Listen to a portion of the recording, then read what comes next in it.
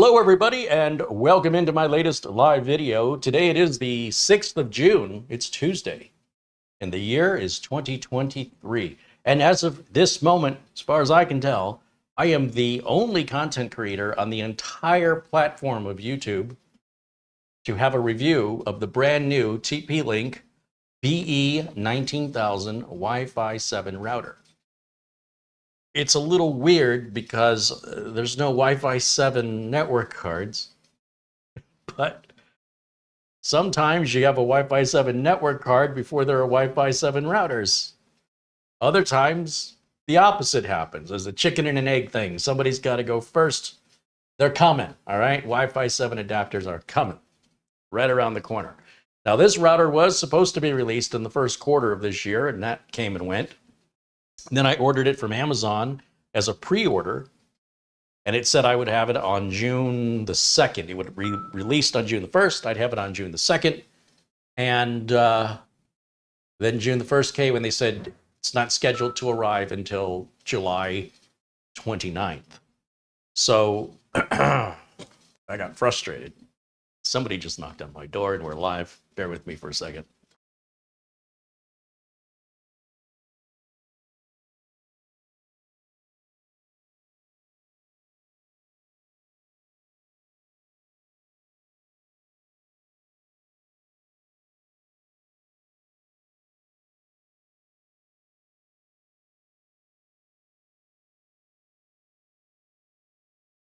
Oh, it was Amazon delivering more items for more future content.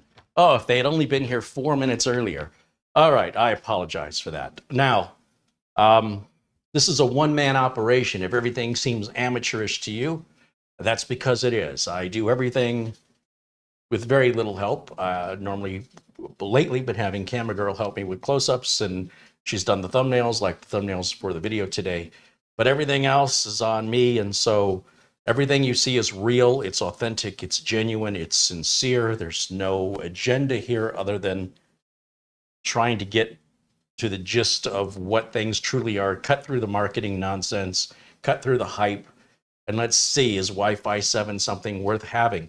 This is a very expensive router, and the only way I was able to get it in time, because I was really looking forward to being one of the first people to do the reviews on this router, is by buying it at Best Buy. And you know what? I buy things at Best Buy. I haven't shopped there in a long time. And I saw it was available at Best Buy, and I thought it was like weeks ago. And I thought, well, I'd rather order it from Amazon in case I want to return it.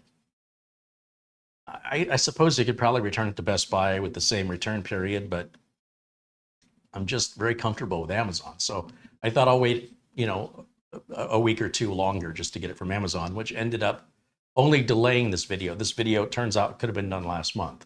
So I'm kicking myself in the butt, but luckily for me, no other content creator has done this video yet that I have found. So at least if I'm not the first, which I believe I am one of the first. And I think that matters with technology, because in a couple of years' time, you'll be turning your noses up at it, going Wi-Fi 7. Oh, we're at Wi-Fi 12. Why would you want Wi-Fi 7? That's old. So everything in tech is very, very time sensitive. It's perishable. I don't want to do a review on a banana 3 weeks after I bought the banana. You know what I'm saying? It's not going to be a good banana anymore. So tech doesn't quite move as fast as fruit being perishable, but it's pretty quick.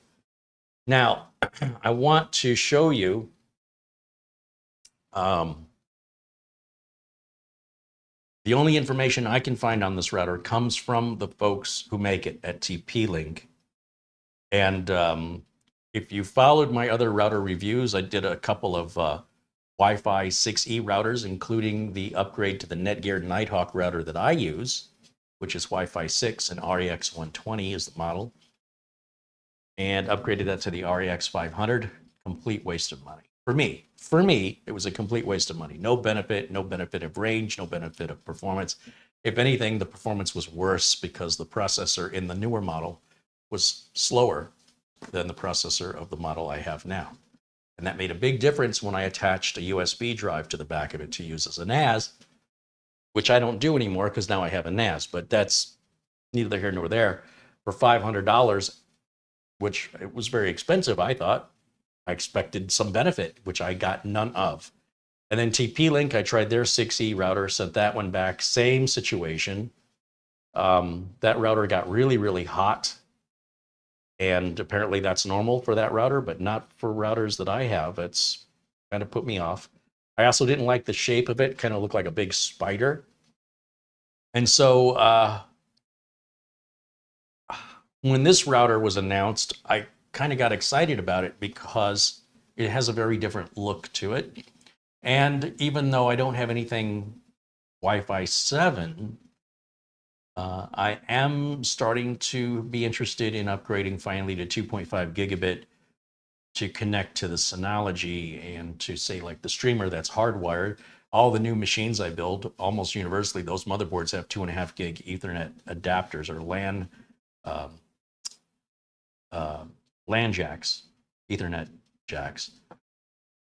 But I always run at 1 gig. All my clients run at 1 gig. I've never met anybody in my real life that runs 2.5 gig. But as I've been taking some of these live videos and then re-rendering them out at 4K, I'm getting files that are 30 to 60 gigs in size, and I like to back them up over to the NAS. And that can take a good 10 minutes at 1 gig internet connection. Some people have some confusion about speeds. They think your speed is limited to your internet speed.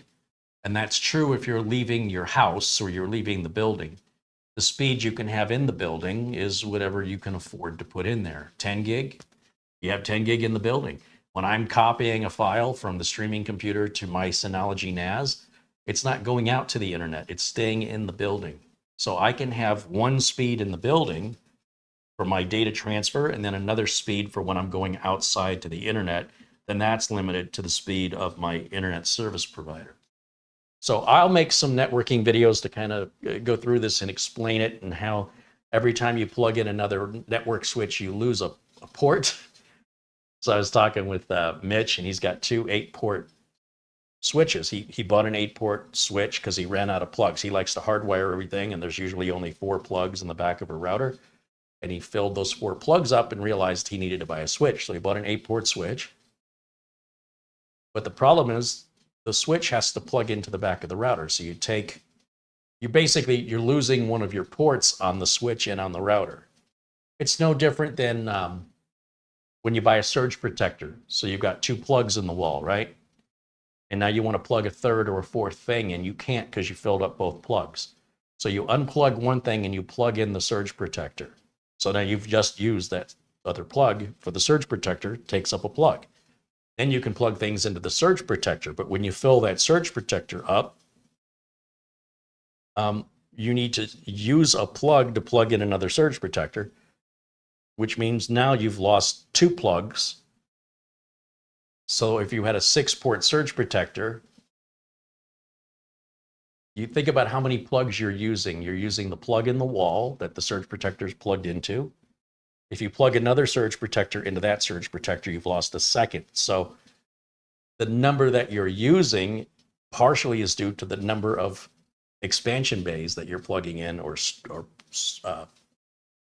power splitters. So a switch is like an Ethernet or a network splitter, and you can do what's called cascading, where you can plug one switch into another, and they usually stack them. And it can look like, if you visualize a waterfall, the data's flowing, although it flows up and down.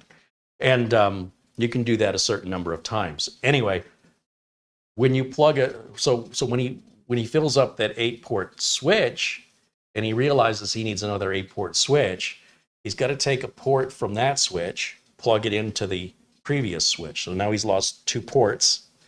And then that switch at the end has to be plugged into the router. So on that switch in the middle, he's lost 2 just on that one. So that 8-port switch now has 6 ports available, and the new 8-port switch has 7 ports available. Anyway, I will talk more about this and demonstrate it in upcoming videos about networking. But it's very, very simple, and it's very similar to power and how we split power when we need more power plugs. It's very, very similar, and it's not very complicated. For me to go to 2.5 gig for my streamer and my NAS, I need to buy either a 2.5 gig switch that I plug into the back of my 1 gig router, and anything plugged into the 2.5 gig switch will work and talk to each other at 2.5 gig.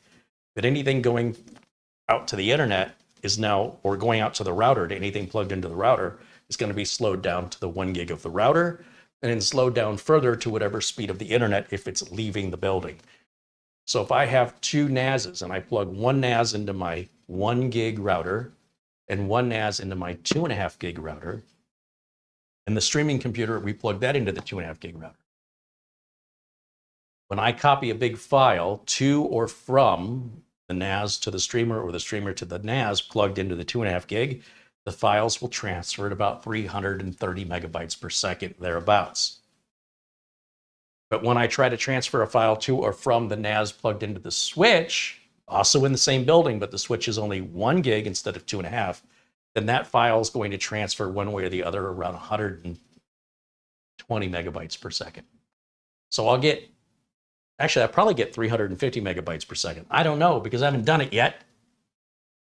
And I thought, okay, things get messy, right? So if I have to buy a little 2.5 gig switch, then that's got to be plugged into a power strip, and I don't have any more room on my power strip, which means I either have to buy a bigger power strip. The table that it sits on is now going to be overcrowded with another device. That's the switch that's got to get wired into the back of the router. And then the streamer, instead of being wired into the router, will wire into the switch. And the Synology NAS will wire into the switch. That's a lot of ugly cables, and it's kind of kludgy, and it's a lot of points of failure that are potentially there. So here's my logic. What if I get this Wi-Fi 7 router, which first of all doesn't look like anything else on the market? I'm a big fan of that. Secondly, has 4 2.5 gig ports on the back of it already, instead of the 4 1 gig ports I have now, which I didn't really care for because I didn't have any use for it before. Now I do. It's already in here, so I don't have to buy a separate switch. A little 5-port 2.5 gig switch from Asus is $120. Not to mention all the cables and everything you got to. And remember, I'm going to lose a port on the back of the router when I plug the switch in, and I lose a port on the switch. So now that 5-port switch is now a 4-port switch. With this, I have 4 ports, all 4. Okay. So that's the justification machine going. Now, this Wi-Fi 7 router is actually 1 level below their flagship model, which I think is not out yet, because I really wanted the flagship.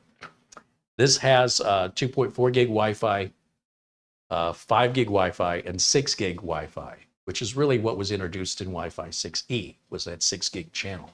And if you don't have Wi-Fi 6E, you're not using the 6 gig channel anyway. The only thing I have Wi-Fi 6E is this phone, Samsung Galaxy S23. And there's nothing I need to move that big ever on my phone. So they're the most pointless thing to have 6E on my phone. You also need Windows 11. If you have Windows 10, Wi-Fi 6E doesn't work on Windows 10. So not only do you have to have a Wi-Fi 6E wireless card, but you also have to have a compatible operating system and a router that's capable of doing that. Now, all the other Wi-Fis going all the way back will also still work with Wi-Fi 7, Wi-Fi 6, Wi-Fi 5, even going all the way back to 802.11b in 1997 or whatever that was, 1999. That will work with this router. It just won't work any faster. It can only work as fast as it can work, you know? If you're on the freeway in an old jalopy of a car that can only do 30 miles an hour, it can still do 30 miles an hour while everybody else around you is going 80. You're not really slowing them down. They'll go around you, but you're not going any faster because you're on a faster road. So getting this doesn't make anything you have incompatible, and you don't have to replace anything unless you want to replace it with something that's Wi-Fi 7 to take advantage of what Wi-Fi 7 offers, which is what exactly? Well, I'm not exactly sure myself, except it's a little faster and it's supposed to be better range. So when I looked up information on this router, the only information I can find is from TP-Link. So I'm going to go to my Windows capture here on OBS, and I want to share with you a couple of windows before we get this unboxed. First of all, I want to show you the product page on Amazon. So this was on pre-order, and now it says add to cart, but before it was pre-order. Price is $599.99, and that price is locked in. It's the same price at Best Buy. The only difference is Best Buy actually has it.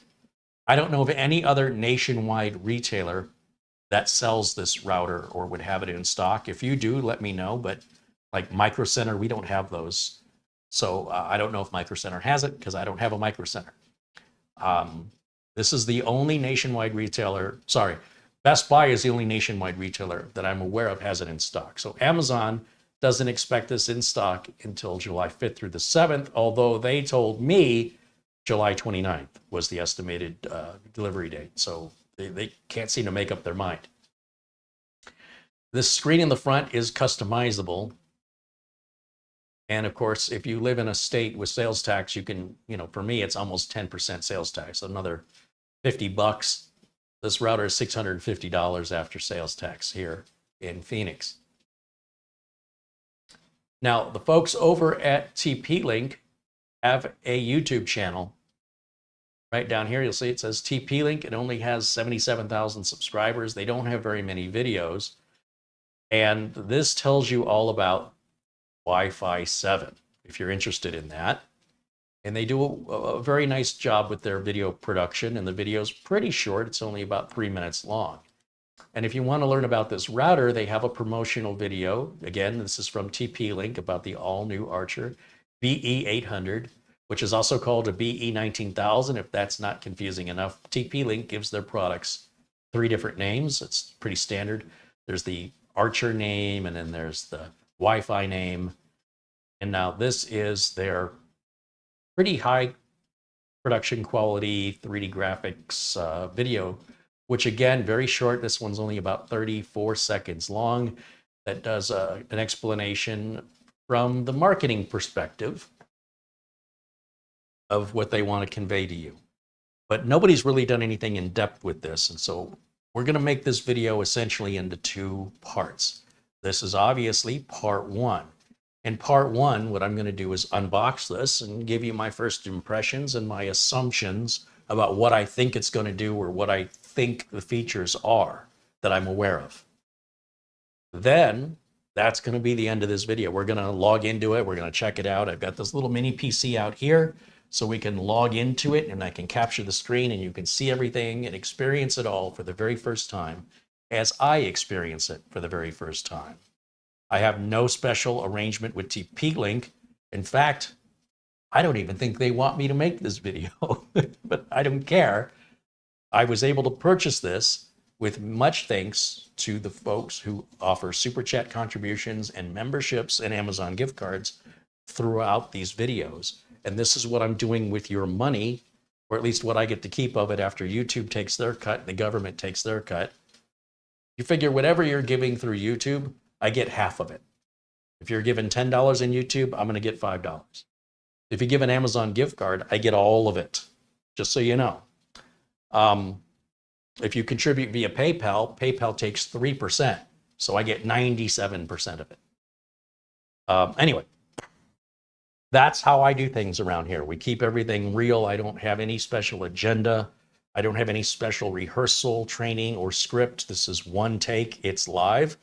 I have no idea if there's going to be bricks in this box or if this unit is going to power on or not. I suspect none of that's going to happen, but because I haven't done any preparation or rehearsal, just like you go to the store, you bought something, you're going to get it home, you're going to open it up, you're going to take it out of the box, you're going to get your first impression.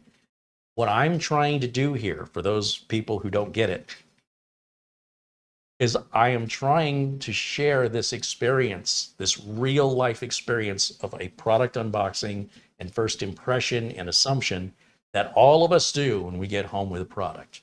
And in order for me to do that with all sincerity and authenticity, there is no preparation any differently than whatever preparation you would do before you come home from the store with some shiny new toy or gadget. You might have done research, you might not have.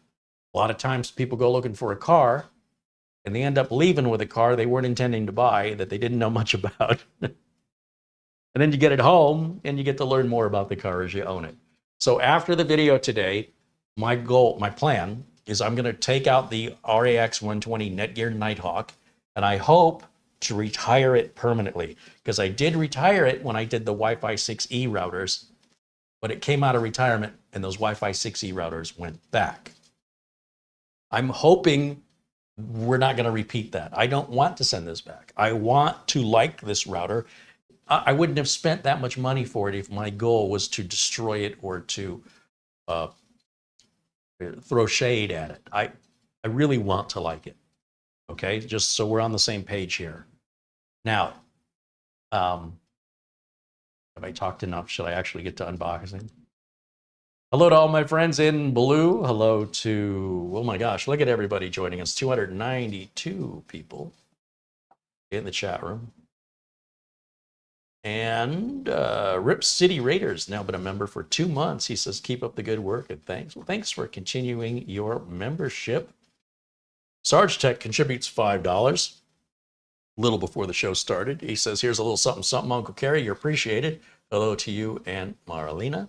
Thank you very much. I appreciate your generosity and your support.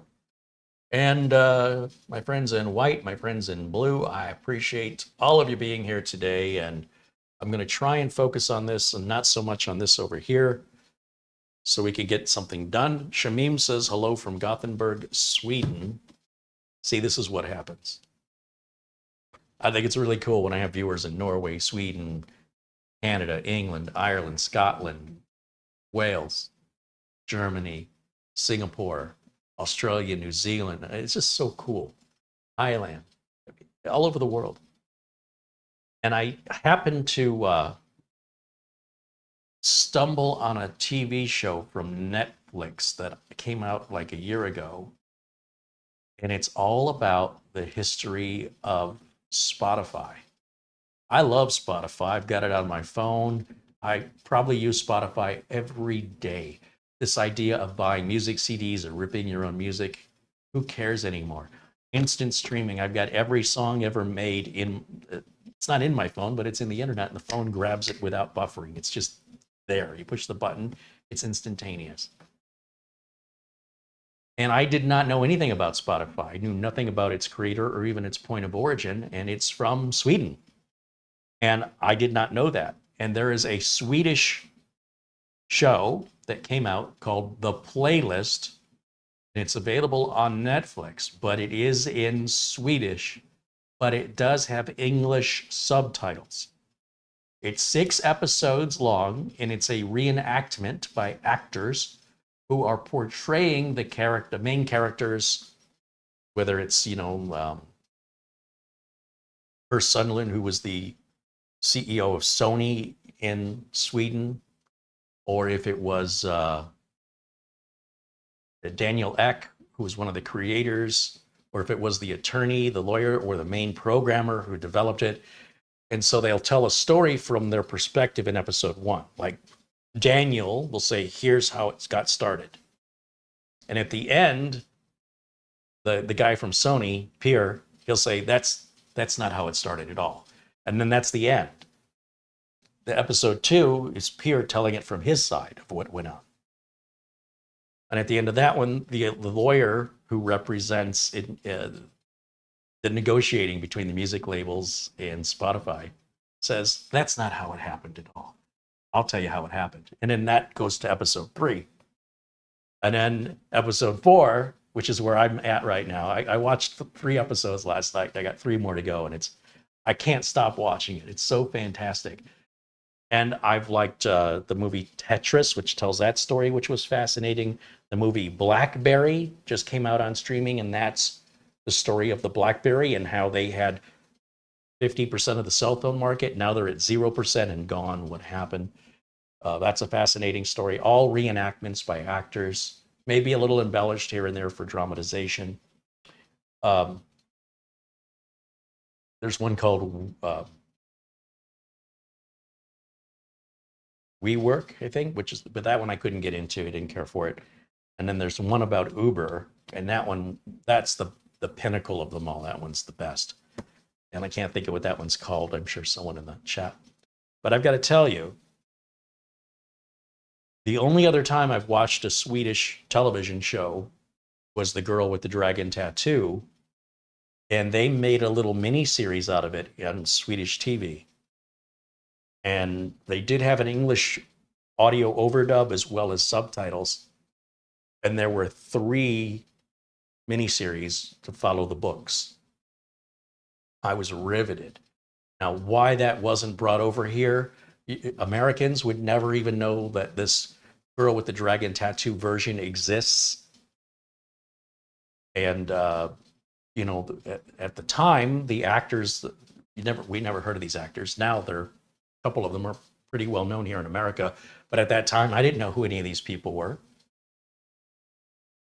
And I was blown away when I watched BlackBerry, because that's a Canadian company, and they're using a lot of Canadian actors. It's a Canadian production company.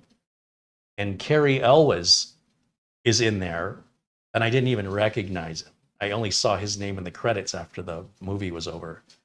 He is the guy from The Princess Bride, the prince, you know, the attractive, suave prince.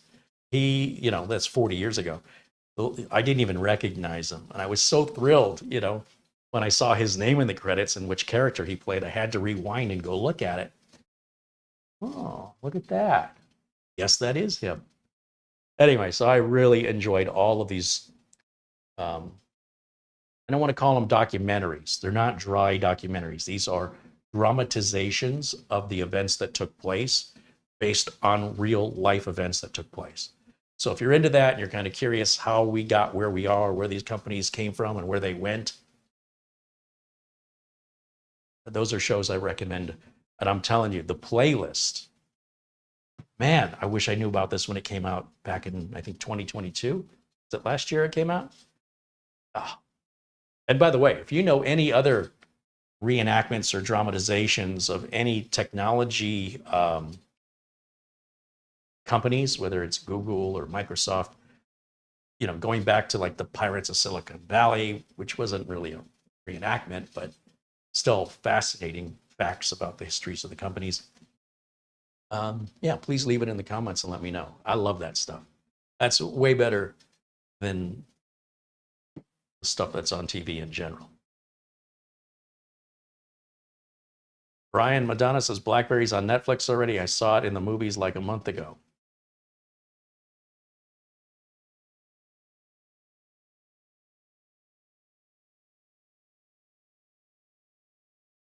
Okay, I am going to start this review. We're about half an hour in. I've got all of the disclaimers and all of the here's what to expect, the preface out of the way. So let's get it open and let's have this experience together. Now, generally speaking, just overall generally speaking, most people would not benefit from a router like this. Most people cannot afford a router like this. This is generally, like any other brand new bleeding edge tech, going to be for the tech elite or those who have strong demands for faster data transfers, whether that's for their own personal use or for a business, or they're connecting a ton of Wi-Fi devices, and so they're perhaps saturating the Wi-Fi bandwidth of their current router and they just need something more powerful because they've outgrown it or they're on the verge of outgrowing it, and this is a good way to build some elbow room out for people who need it. But if you don't need the elbow room, if what you're using now is adequate for what you need, then something like a Wi-Fi 6E router or a Wi-Fi 7 router isn't really for you. One good way to test is, how fast is my internet? If you're somebody that has a basic 1 gig or less internet connection, very little benefit for you in general to have a router more than Wi-Fi 5 or 6, quite honestly. I would have at least a Wi-Fi 5, and if you do, you're fine. You don't have to feel like you're being left behind or you're being held back. It's not the case. Wi-Fi 6 is better, but it may not be better for you. You may not notice any difference. So it depends on how you use it. Now, when you get into multi-gig internet, which means above 1 gig, it could be 2, 5, 10. Yes, there are people that have a 10 gig internet connection. Then you need a router that can handle a 10 gig internet connection. And those big Wi-Fi 6E routers, they have big they're called SFP ports. We're 10 gig internet connection. I've never seen a 10 gig internet connection in my life. And it's not available to me, even if I had the money to get a 10 gig internet connection and pay that monthly bill. First of all, I wouldn't use it very often. And secondly, it's not an option. It's not being offered at any price. The infrastructure has to go into the ground, which has to be done by the cable provider or the internet provider. That costs a lot of money to tear up the street and get a crew out there to relay some fiber optic cable to replace the coax, change all the junction boxes out. It's a big, expensive mess. Now, it's an investment for them if people adopt it. If people in that neighborhood, if it's a, what's the word I want?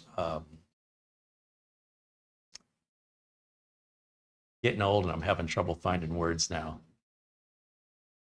If it's a well-to-do neighborhood, the words right on the tip of my tongue, then it makes sense for the cable provider or the internet service provider to invest that money in the infrastructure.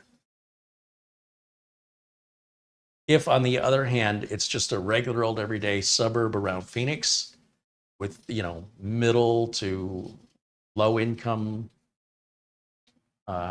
housing, then putting that money in to upgrade the infrastructure to a service these people can't afford and won't use and don't need doesn't make any sense for them. The neighborhood Studio B is in is kind of in the middle. It's not low income, and I would say it's at the upper end of the middle. It may even just be the middle now that I'm thinking about it. Ryan says affluent. Okay, we'll use affluent. That's not the word I wanted, but that works. But that's fine. That's a great word. We'll use it. The neighborhood is going to dictate what kind of internet service is available. So if a neighborhood's just now being built and they're putting the infrastructure in for the very first time, they're laying the roads, it would make sense for the cable provider or the utility provider to put in the fiber now so they don't have to come back and do it later. They don't always, though.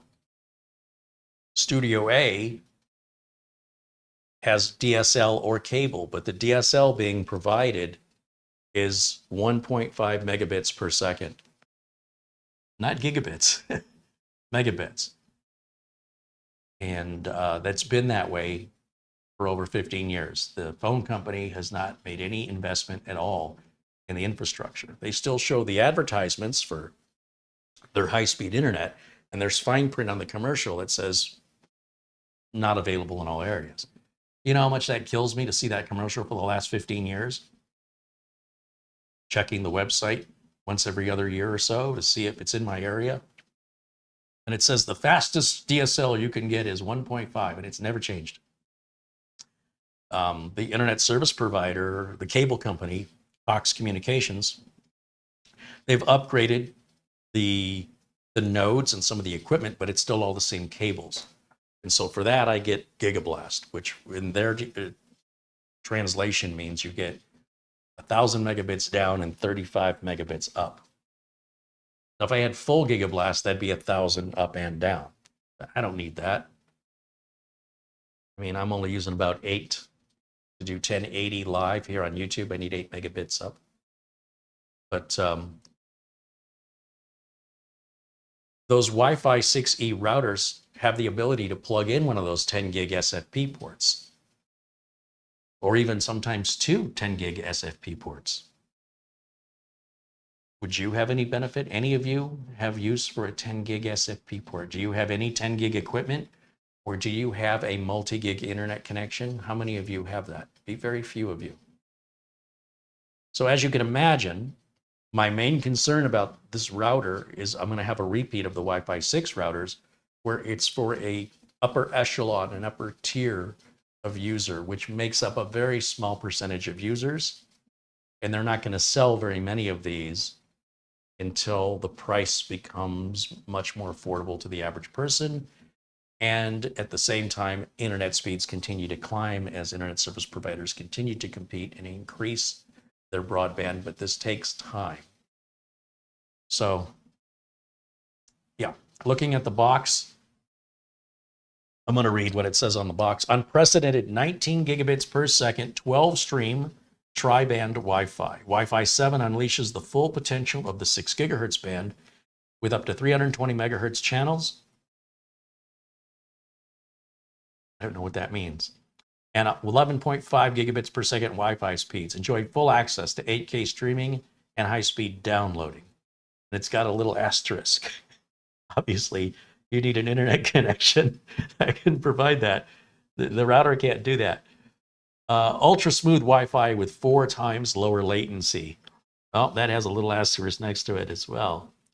Multi-link operation, which is called MLO, enables Archer BE800, which is also the BE19000. It's confusing. To transmit data with Wi-Fi 7 clients across the 6 gigahertz and 5 gigahertz bands at the same time, delivering 4 times faster Wi-Fi speeds than Wi-Fi 6 or 6E routers do, or can do. Ultra smooth Wi-Fi with 4 times lower latency. So not only is it 4 times faster, but it responds 4 times faster.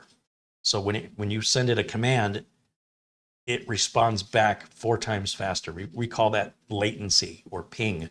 4 times lower latency than Wi-Fi 6 or 6E routers enables emerging applications like VR and AR, that's virtual reality and alternate reality, video conferencing and online gaming to always run at top performance. Once again, assuming you've got the internet that can handle that kind of data capacity. This also has a higher capacity for the number of wireless devices. This will connect up to 100 devices. This will communicate with multiple devices via 12 streams in tri-band simultaneously, combined with a powerful CPU. Wi-Fi 7 provides congestion-free signals to your laptop, TV, thermostat, and baby monitor. It's got enhanced security, which is HomeShield. It's easy mesh compatible. I like to see that.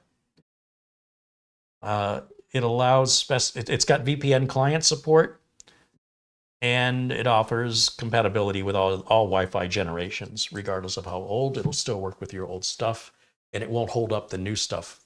It won't slow everything else down. Not only does it work, but it won't slow your entire network down as an older router might. So all of that's very promising, so you don't have to replace everything. Although people, I suspect, that would buy this level of router don't have old Wi-Fi devices, right? If you've got that kind of money, you probably keep everything up to date if that's important to you. Paul O'Brien with €2 says, have a Gatorade on me. Hey, thank you, Paul. Charlie says, greetings from Pennsylvania. I'm still waiting on my new mini PC and NPB7 for Minis Forum. He placed his order back on the 11th of May. Yeah, I know they were on pre-sale.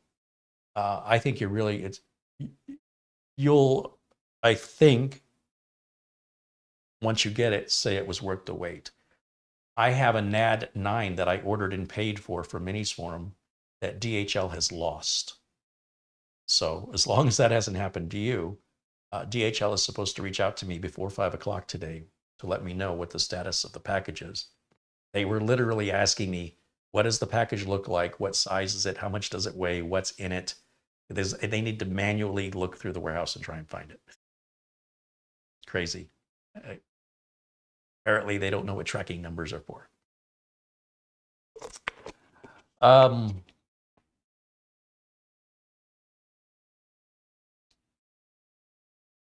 Shout out to Camera Girl for the intros. Camera Girl doesn't do the intros. Oh, by the way, wasn't that a great intro? My sister does the intros. And yeah, shout out to my sister for the amazing intro. Camera Girl did the thumbnails, which you've been seeing recently. And then when I get close-up work, close-up camera work, that's Camera Girl with those nice in focus, handheld steady shots. Yeah. But yes, absolutely. Shout out to both of them for the amazing quality work that they've been doing. All right, now I'm trying to figure out how this box opens.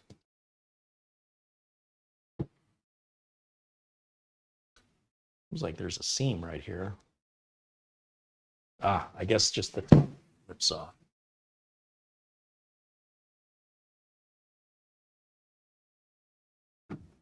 Okay, just there. Whoa, look at this.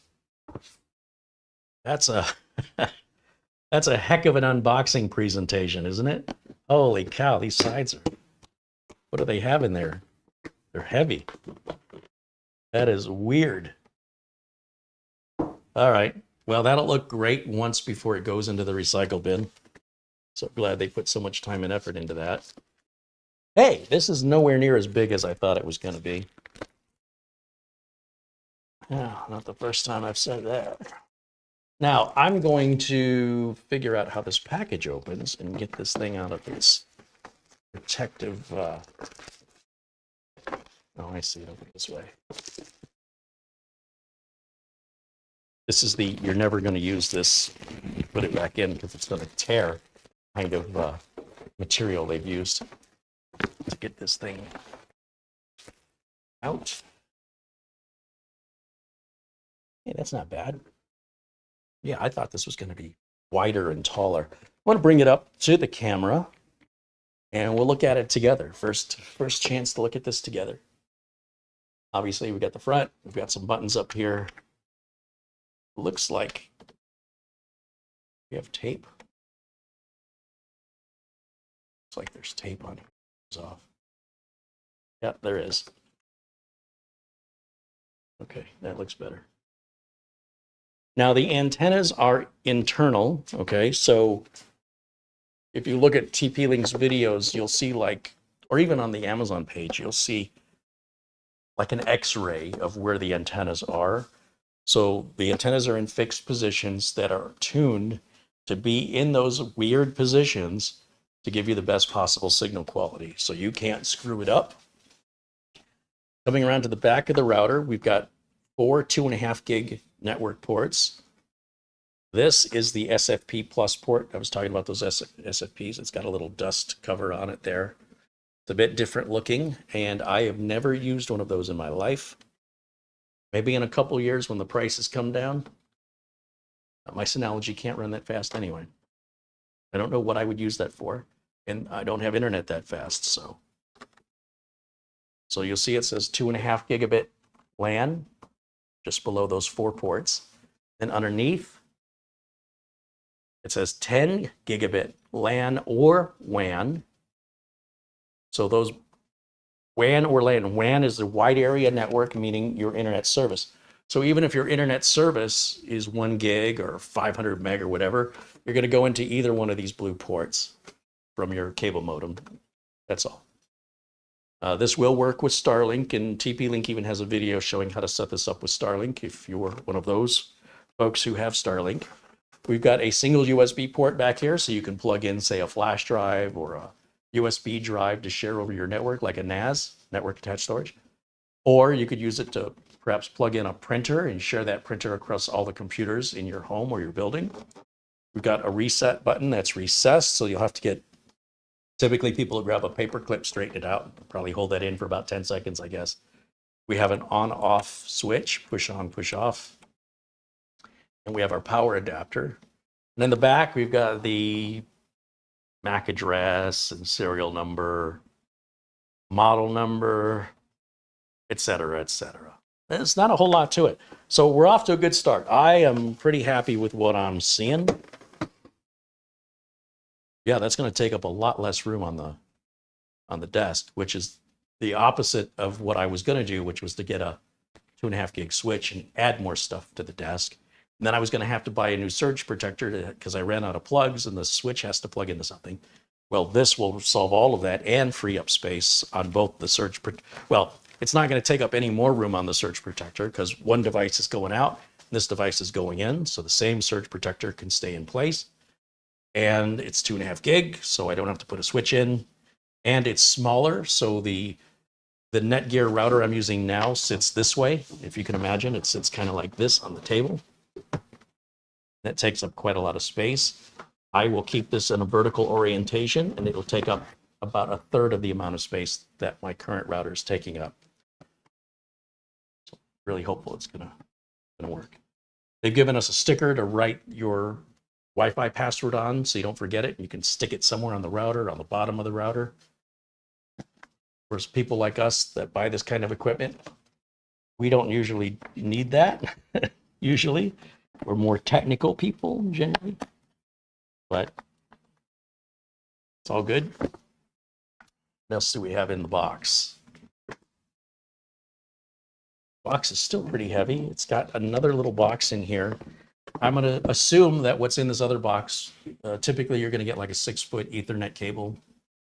Almost all routers come with an Ethernet cable and a power adapter. And maybe there's documentation, I don't know. It's pretty heavy. Oh, there's a quick installation guide and a little helpful tip to connecting to wireless devices. There's your quick install right there. And the rest of the box appears to be empty. So let's open this up. Oh, what is this? Another little piece of paper? Oh, GNU public license. Who cares? All right, that's just one of those business formalities. So the RJ45 or Ethernet cable they're including is a flat one with metal ends on it. That's kind of fancy. But again, it's a $600 router, so I'm glad they didn't cheap out. They actually give you a pretty high quality flat Ethernet cable. I'm not going to use it, but you know, it's only because I have cables already run. But it's nice that they've included it. They've given us a power adapter. This is a Mickey Mouse style power plug. And the reason it's called a Mickey Mouse power plug isn't because it's cheap. Sometimes people go, oh, look at that Mickey Mouse operation. It's because when you look at the end of the plug, it looks like Mickey Mouse, right? Head, the 2 ears. So it's referred to as a Mickey Mouse power plug. Most often you see that with laptop power adapters. Then we have, what is this? Oh, this is the AC brick.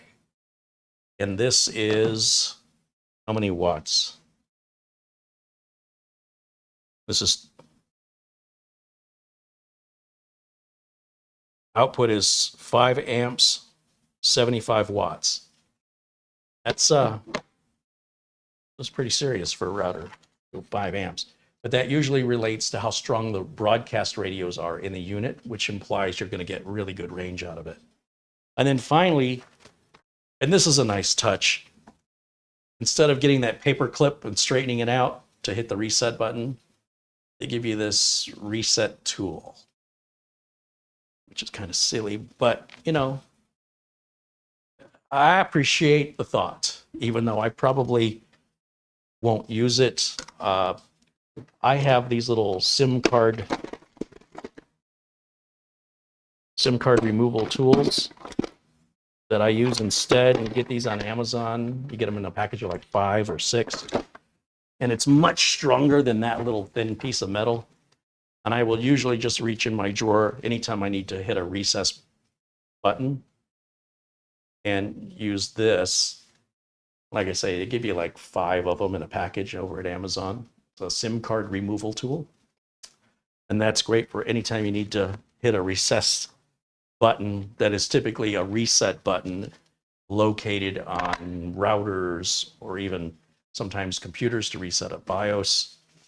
Yeah, they come in handy. And that's everything. There's nothing else in the box. And what I'm going to do, I'm going to leave these things on top. I'll put this back in the way it was. And I'll put the documentation on top, and I'll put the cable on top so I don't throw away the box, forget it's in there. And this doesn't come out. That's everything. Oh, This can go back in. We're done with that. That. Close this up. And then we'll put it over there. Hey, that's really cool unboxing.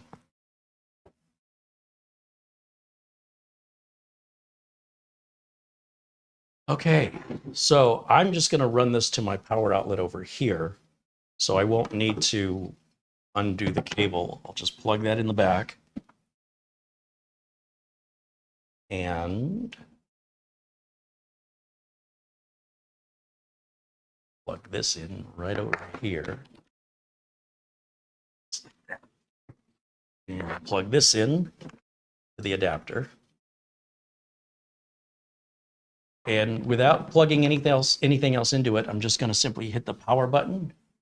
And let's see what it looks like as it powers on. Kind of move it so you don't get too much glare. Ooh, that's cool. I bet you that blue turns to green when it's ready, and it turns to red, I hope, if your internet were to go down. And then you're like, hey, how come my internet doesn't work? Is something wrong with my computer? Is something wrong with my networking equipment? And you could just take a quick glance at your router and see a red light and know it's happening on the other side, like the cable modem or the cable company or your internet service provider. Now this keyboard and mouse are plugged into this little mini PC here. I fired it up, and what I'm going to do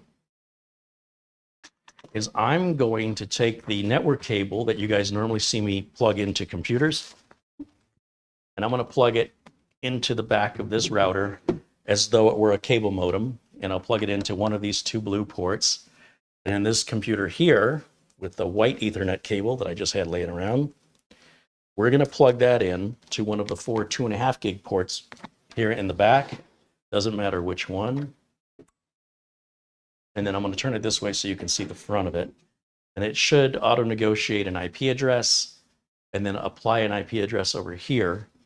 And then I'm going to go to that screen of this little mini PC so we can navigate the interface on this and see what it looks like and look for updates. Because it could have, because it's a brand new product, updates are probably going to be frequent as they enhance or polish certain features of a brand new product. So we want to be on the constant lookout for any new firmware. As the product ages, the firmware's releases should become less and less frequent. The router says hi. Still getting a reflection, aren't I? Come on now. Okay, so let me go over to HDMI input here. And that should be this desktop. It is, and it recognizes a brand new network, which makes sense. And I'm going to go full screen for me. It's already full screen for you guys at home. And let's just open up the browser and see what happens. So it's just working on the internet without any configuration. I was kind of hoping the TP-Link page would come up, but we're online and it's working, but we don't have the Wi-Fi set up. We don't have it all configured. And let's go ahead and do that now. So we'll go to, there's usually a web address for this.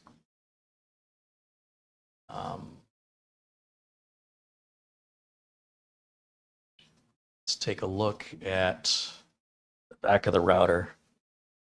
Usually, if there's a website, they'll tell you what it is. It's got a default SSID written on the back of the router, but no password. It's tplinkwifi.net. So we're going to go up here. We're going to type tplinkwifi.net. And that should take us to this homepage, and it does. And the first thing it wants us to do is create a password. So this is my password. By the way, I just do this for live videos. I don't actually leave my password to be this is my password. It doesn't even like that. It must contain at least, oh, it's got to have numbers, letters, and symbols. Oh, that's great. Okay, well, And I'll do something else and I won't say what it is out loud. Okay. And the passwords have to match.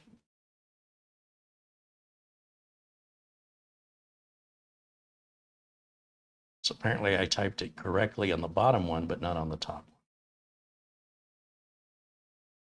This is a very important step because if somebody can log into your router, then they can make changes to the settings. Can lock you out of your own network. Okay, they should match now. Select my time zone. I am in GM, well, I guess it's UTC -7, Arizona. Next. Tell us which port you're using for internet access. Like, doesn't it know that already? It's got one selected by default. Which one am I in? Am I in 1 or 2? Numbers are written right next. Oh, it's 1 or 3 is the option. 10 gig is, apparently you can't use either one. Well, yeah, you can. I don't know why. It says combo port recommended. So they're recommending ports 1 or 2 for your internet modem to plug into. But you can use port 3. They just recommend 1 or 2. You can only pick one. And we are in port number 1. So that's fine. We'll hit next. What kind of connection? It's going to be dynamic. So that's next. That means everything's going to be decided on its own. Default MAC address is fine. Smart Connect, we've talked about this feature. It's where it will switch automatically between 2.5 and 5 gigahertz to any wireless device that you're using that supports 2.5 or 5. Older Wi-Fi devices may have a problem connecting or staying connecting if they're too old with Smart Connect turned on. So if you have old Wi-Fi devices, any router, whether it's ASUS or Netgear or TP-Link, the Smart Connect feature may cause older Wi-Fi devices to not stay connected or to have stability connection problems. So I'm going to go ahead and leave Smart Connect on. And what that does is it switches between 2.4 and 5 to each device that supports 2.5, 5 to whichever signal is better. So if you're walking around with a laptop or a tablet or a phone, it may switch as you walk around it. We call that roaming, and it just does that on its own. Otherwise, if you want to keep it fixed on 2.4 or keep a device fixed on 5, instead of letting the unit decide, then you would turn Smart Connect off. And of course, if you don't want to have both 2.5 and 5, you can disable the channels if you wanted to. Now, we'll leave all this defaults for the Wi-Fi settings, and I'm not going to use the Wi-Fi on it today. Now it's going to test our internet connection here to sort of self-configure. And the internet connection here is pathetic. But this internet connection, I think, is 30 megabits down and 3 megabits up. It's about the lowest tier the cable company offers. Patrick Russo wants to know if RoboForm would work for password on the router. Yes, yes, it will.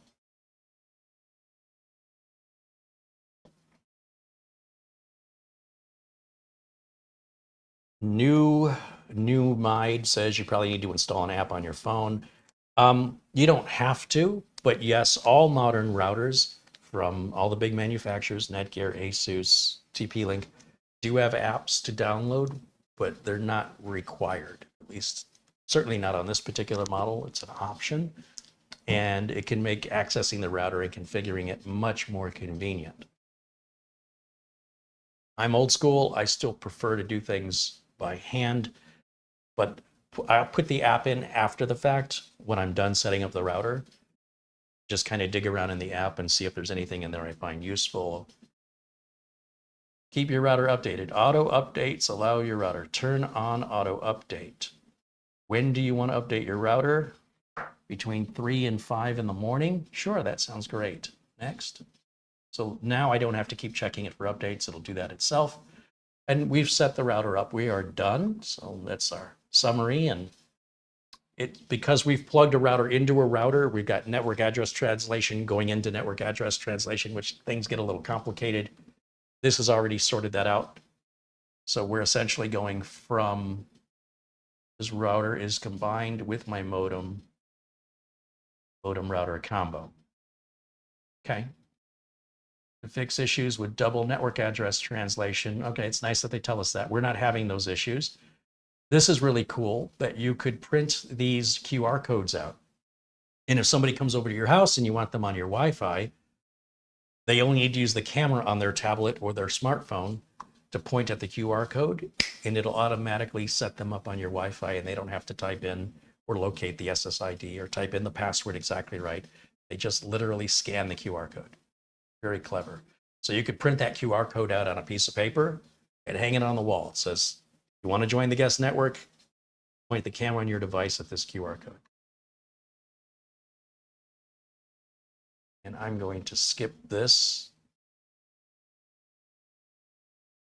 As we're all set, we can join the experience program. That's where it sends anonymous data back to TP-Link to, they don't care who you are or what you're doing with the device. They only want to know if the device is crashing or struggling. And then when it does, it sends the crash report anonymously to TP-Link so that they can collect these reports. And if they get a lot of reports of a particular crash that's occurring under a certain scenario, then they'll fix that with a firmware update without you having to call support. It just gets fixed automatically.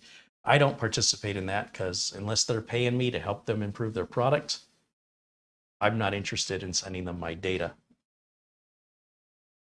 Now, already it says a firmware update is available, and we definitely want that.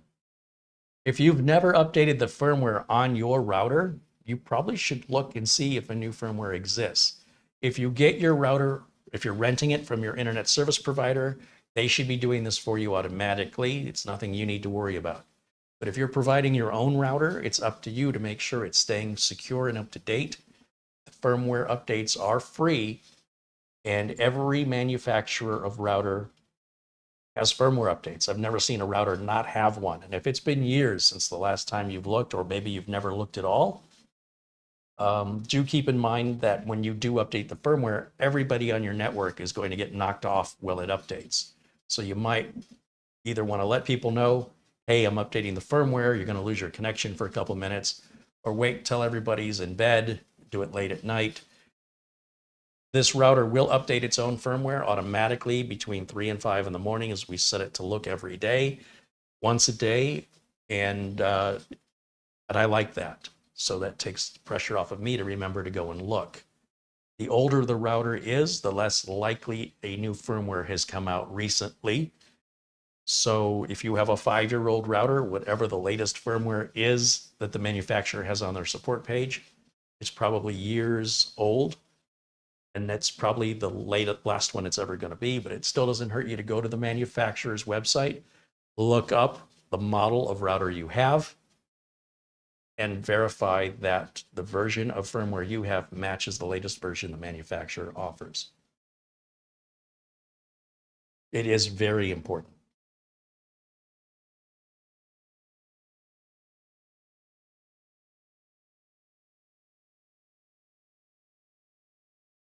So while we're waiting, let's just take a look here in the chat. Marco says, greetings and salutations from Italy. Hello, Marco.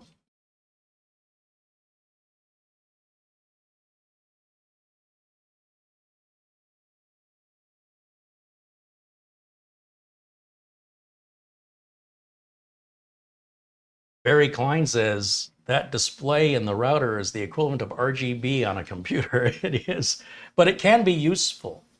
Just as RGB could like glow red if your system's running hot as a way to let you know, to communicate that temperature status, you can use this front display to convey information that's useful, or you can turn it off altogether if you find it annoying. You could have it display the weather. You could have it, I could probably put my logo on the front of this router. So now I have to log in with the new firmware applied, which really didn't take very long.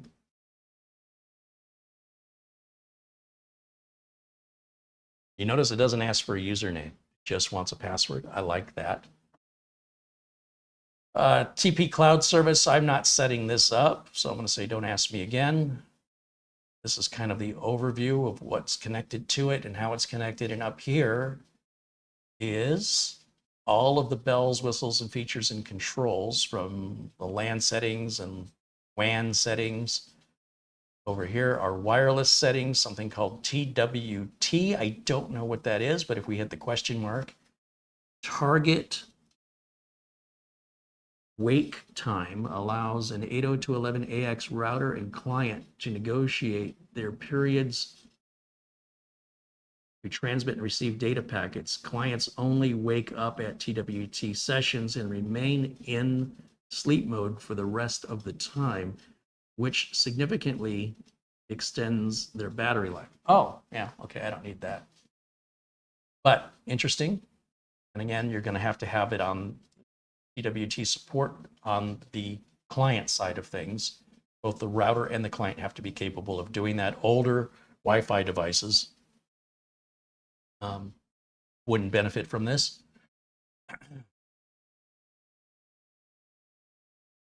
And there's no scrolling down. Oh, yeah, there is. We can scroll down. Create a MLO network that is connected to your Wi-Fi. 7 clients can simultaneously send and receive data across different frequency bands, greatly improving the transmission rate and reliability. So this is a Wi-Fi 7 feature only, which would require a Wi-Fi 7 wireless card, of which none exist at the time of making this video. But that may be something I want to revisit in the future. We can enable up to 3 guest networks, one on the 2.4, one on the 5 gig, and one on the Wi-Fi 6E 6 gigahertz channel. And you can set it up with or without security, and whether or not you want it as a portal. So a portal is really a neat idea. What that does is it's like a hotel. As soon as they bring up internet, they connect to the Wi-Fi without a password. And then when they open up their browser, it takes them to a password page, just like a hotel. It says, what's the password for the hotel Wi-Fi? Or what is your, if you paid for it, what's your confirmation code? And when you enter the confirmation code on that website, it unlocks the computer to then use the internet, even though you're kind of using it, but you're only using it just for the portal. But if you've got devices that don't have screens that you want to connect to your guest Wi-Fi, like IoT, like a Nest thermostat, you would never be able to see the portal screen to put in the information. So in that case, you probably want it encrypted and set a password. But I'm going to leave everything as is. You can even have a separate network dedicated. Well, this is interesting that they've just solved that. If I read further down, you can create a dedicated wireless network to manage your Internet of Things devices together. A lot of people are concerned about security for, let's say, baby monitors or wireless security cameras. What you can do is isolate those devices onto their own wireless area where they cannot communicate with each other and they cannot communicate with your hardware, just in case, one of these companies in China makes a camera that spies on you or wants to infect your other equipment, or somebody hacks into the camera because the manufacturer did a poor job of security when they designed the camera, but hey, it was cheap on Amazon, so I bought it. AliExpress. Well, by isolating them on their own network, it gives them the internet access they need for you to utilize the device without giving the device access to your network. So I want to see this more, because traditionally what I would do is put all my Internet of Things onto the guest network. There's no reason they need to be on my main network. And the guest network by default does this. But that's quite interesting. I'm good with it. I like it. Over here, we've got something called network check. This is click to scan your security and network performance, which I'm not too worried about. And also, when we look at these other things, you'll notice there's no menus here on the left side, not here and not here. But when I clicked on this one, we have a number of submenus like parental controls, quality of service, and something called more features, something called tether, whatever that is, as a free 30-day trial. We've got DDoS protection, malicious content filter, intrusion prevention system, and Internet of Things protection. Of course, usage analysis, et cetera, et cetera. Lots of good geeky stuff in there. Over here, the LED screen. Okay. It supports 3 LED display modes. You can choose to auto display slides, animations, or text on the LED screen appropriate to your needs. Easily create your own emojis. Up to 3,000 emojis can be created to show off your personality. You can autoplay your favorite animations, easily create your own animations, and adjust the play speed. So you could have like Pac-Man going across eating dots, like a big one, like a giant Pac-Man eating giant dots, moving off the screen, across the screen, and back off the other side of the screen. I don't know why you would, but you know, I could have my logo appear and spin around in circles. Yeah. Or we can put words on the screen, write anything you want to display on the LED screen, like reminders and greetings. And then I guess you have to do that through your phone. You cannot do that through this interface. That's what I'm gleaning from this. And that's its own little menu option. And then finally, well, this is all of the good stuff right over here at the end, the advanced section. And the people that buy this level of router are probably going to jump right into this section. This is the nitty gritty, down and dirty, give me all my settings and features and the technical stuff that intimidates a lot of average computer owners. So there's your standards, quick setup stuff, which we've more or less been through. And then we have more detailed wireless settings, USB settings, more with regards to network address forwarding, network address translation. HomeShield, more about parental controls, your network check, QoS service. I guess saying QoS service is like saying ATM machine. The M in ATM stands for machine, so it's like saying automatic teller machine. So when I just said QoS service, it's like quality of service. I'll just be a geek. All right, more features even still beyond that. I was there. More on security. You can set this up as a VPN client or a VPN server.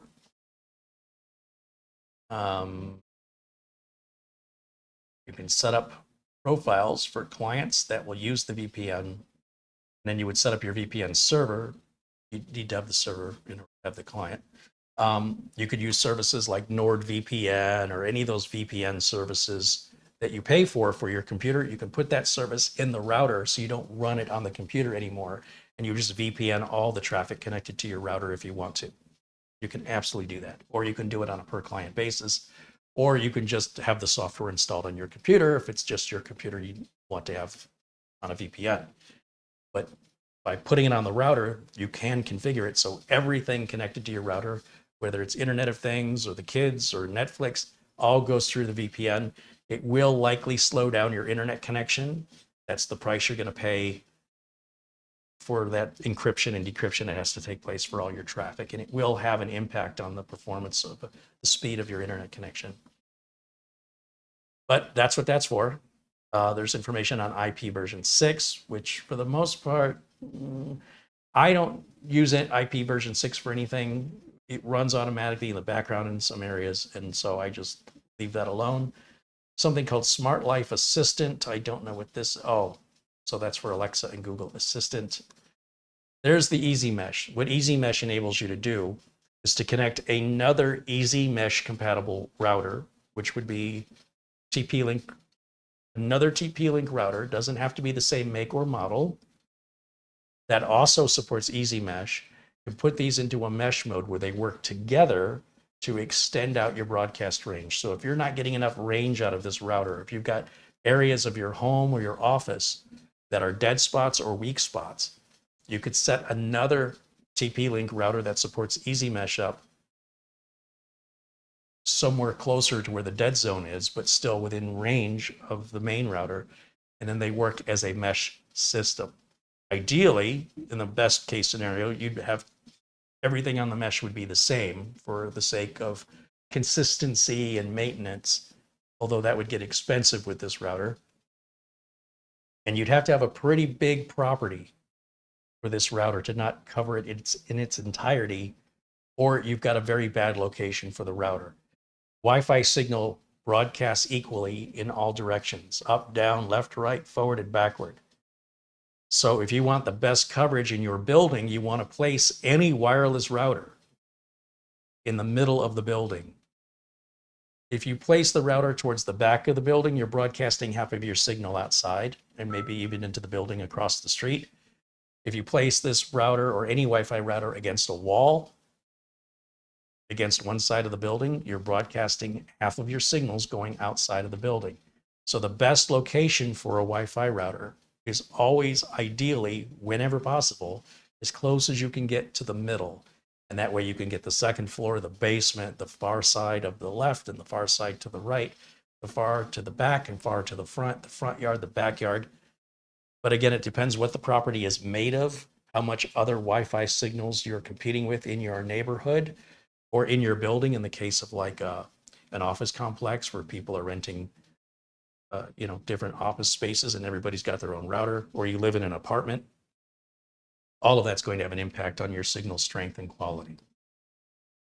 Finally, under system, this is where we can look for more firmware updates.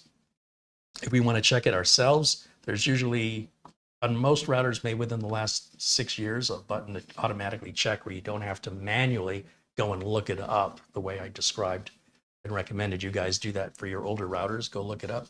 You could just sign into your router and go to the advanced section or administrative section and check if there's a button where it'll look for you and then offer you the ability to upgrade if one is available. It makes life so much easier.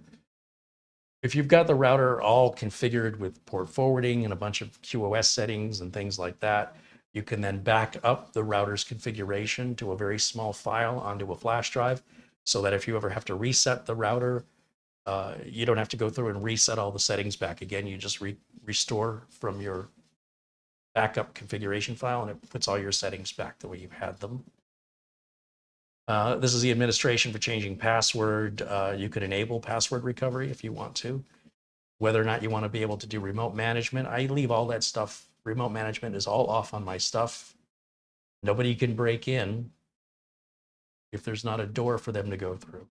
If I make it easier for me to access, I'm making it easier for the bad guys to access. So if I'm going to do any administration to my router remotely, what I will do is I will remote into a computer I leave on in the building here, and then use that computer remotely to log into the router locally. I don't give outside access to routers. Just a security rule I follow here.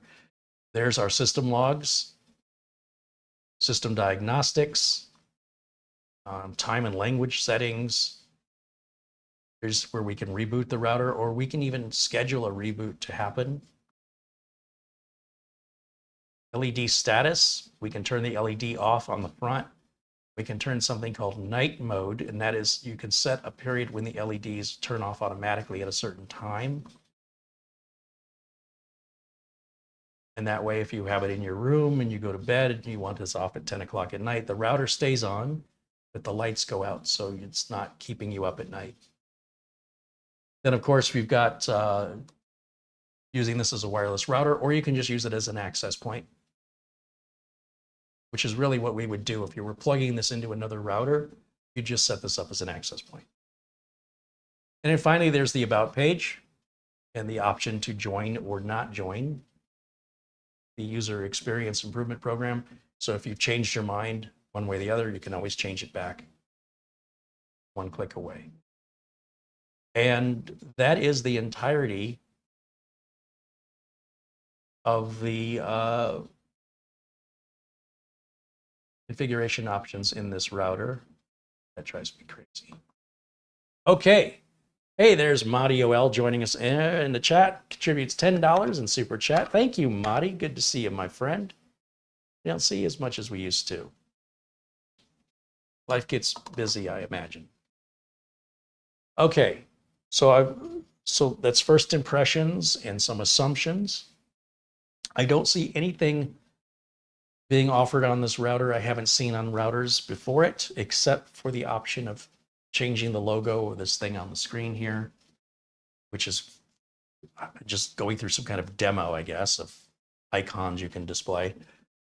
And I guess I'm going to have to download the app to play with that, but maybe I can put my spinning logo on there, or maybe just a straight image of my logo. I don't know. I'll play with it. It's a toy.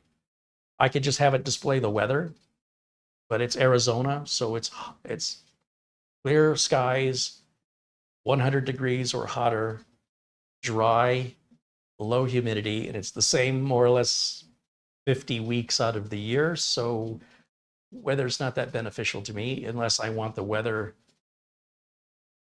of where I go in Michigan and I want to be jealous of how much nicer the weather is there. But that's really up to your imagination and how you want to use it. If you want to use it as fluff or you want to use it as an actual tool to convey information, that's up to you, or you can shut it off entirely. So is there anything about this router that you want to know? I'll see if I can answer the question. I don't know. If you've asked anything prior, I've not seen it. You'll need to ask your question again. I am taking questions now. But I will tell you, my impression of this right now is it's better than I thought it was going to be. I was prepared for another experience similar to that TP-Link Wi-Fi 6E spider router. And there's so much about that I didn't like. I don't have those concerns here. I'm liking everything I'm seeing here. And I still am looking forward to moving ahead with pulling the RAX 120 out, which has been here 4 years, I think. That's a good lifespan for a router. I know many of you probably have a router that's over 4 years old. For me, 4 years is about right to change the router out for somebody like me.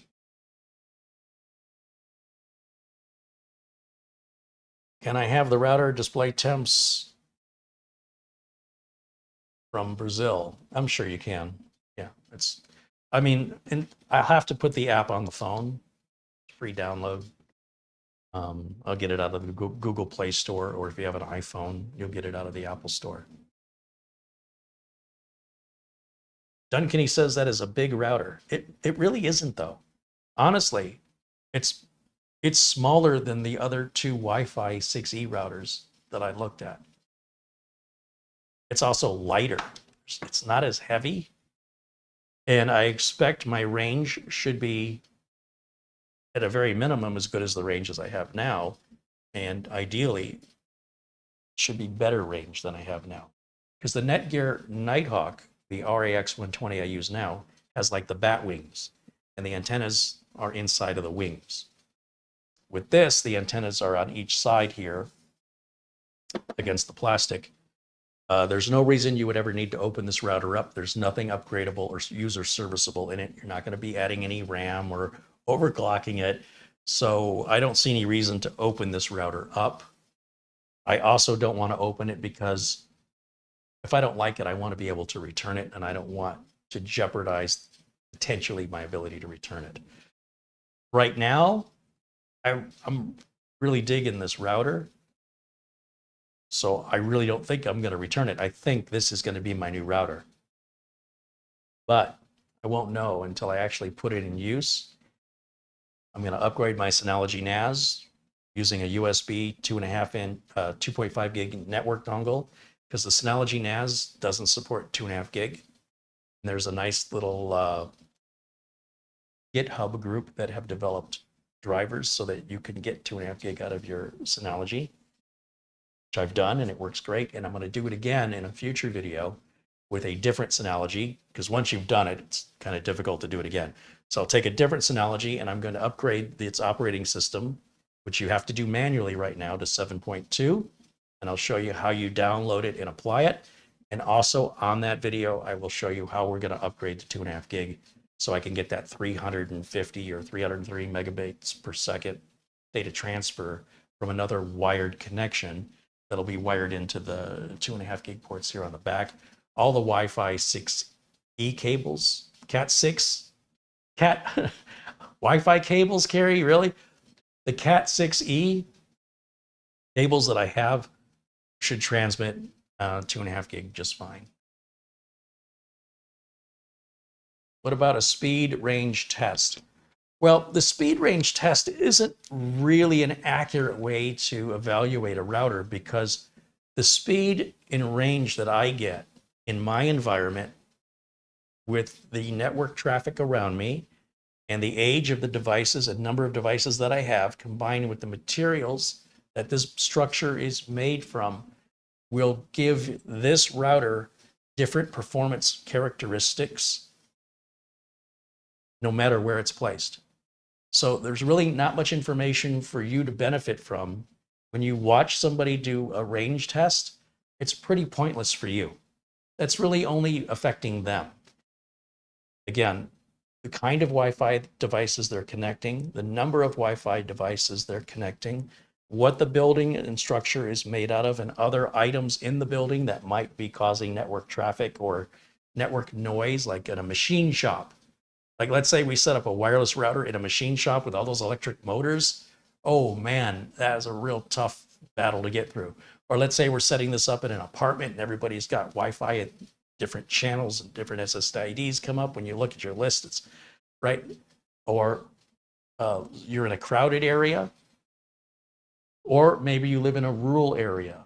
Maybe you live in a house that was built in the 1800s. Those houses can be very difficult to get signals through the walls. Maybe you live in an area that you're in the middle of a rural area, but the result of that is you typically don't get high-speed internet because the infrastructure doesn't justify the cost of putting it in. So you'd have Starlink or something like that, which you can pair with this. So essentially what I'm trying to tell you is there is no Wi-Fi speed test that anybody can ever show you or a range test that will be at all meaningful to you, because how you use it, what you're connecting to it, where you are placing it, and in what environment, and what other variables exist that are unique only to you and nobody else on the planet are going to determine what the range and performance are for you and only you. So if I show you range and performance, it doesn't tell you anything helpful unless you're planning to move in with me. I'm telling you, when people do that here on YouTube and online and they're like, well, we did a range test, that's in their environment. And unless you have the exact same environment, including the same building, the same size, the same location of the router, and the same equipment that you're connecting to it with nothing more and nothing less, then and only then should you expect to get similar results. So somebody could get amazing range, the best range they've ever seen in their life, and say, what an amazing router, I've never seen this kind of range before. Then you buy that router and it's not giving you any better range than the router you had. Does that mean you were provided wrong information? No, you were provided information that was based on the environment the unit was in, how it was being used, and the number of connections that unit was taking on at the same time. And, is it connecting a bunch of old Wi-Fi devices? Is it battling a bunch of other Wi-Fi signals from nearby neighbors? So many variables here that performance and range tests that you see, the best you can do, honestly, is read what the manufacturer says. So every manufacturer of router tells you the best the router can do. Here's how many square feet, here's what your range is, and here's what your performance is. You're never going to do better than that. You will never do better than that. All right? So the manufacturers are already giving you that information. They're already telling you this is what the router can do. So it's no point in me testing range or performance because that won't benefit you at all. But what I will do is I'm going to hook this up and I'm going to live with it every day. It's going to be the router I rely on. I'm going to be transferring files to my NAS, and I'm going to be doing things wirelessly. And I'm going to see if the router's crashing. I'm going to see if I have to reboot it on a regular basis. I'm going to see if it's not responsive. I'm going to see if things feel faster for some reason. But that's all unique to me. And then I'm going to share that experience with you in a part 2 follow-up to this. But I will tell you, I'm going to emphasize this as much as I can. Anything regarding performance or range is absolutely pointless beyond what the manufacturer tells you on the product page about their product, which is, this is the best. If everything is great, if all the conditions are ideal, then this is what you can get out of it maximum. You will never do better than that. Never. So how it operates for you, you'll have to try it and see. So that's why I don't do that. It's very misleading to tell people, oh, this router's got the best range of any router. That's in my environment under the circumstances that I'm using it. Let me grab a cold Gatorade here and we'll look to see if you have questions, other questions that I can answer or explain why they're not answerable to any benefit like that. And you set it up with an existing TP-Link mesh system. If the TP-Link mesh system supports Easy Mesh, then the answer is yes. You have to see if your current router from TP-Link supports Easy Mesh. It's possible that when you bought your TP-Link router,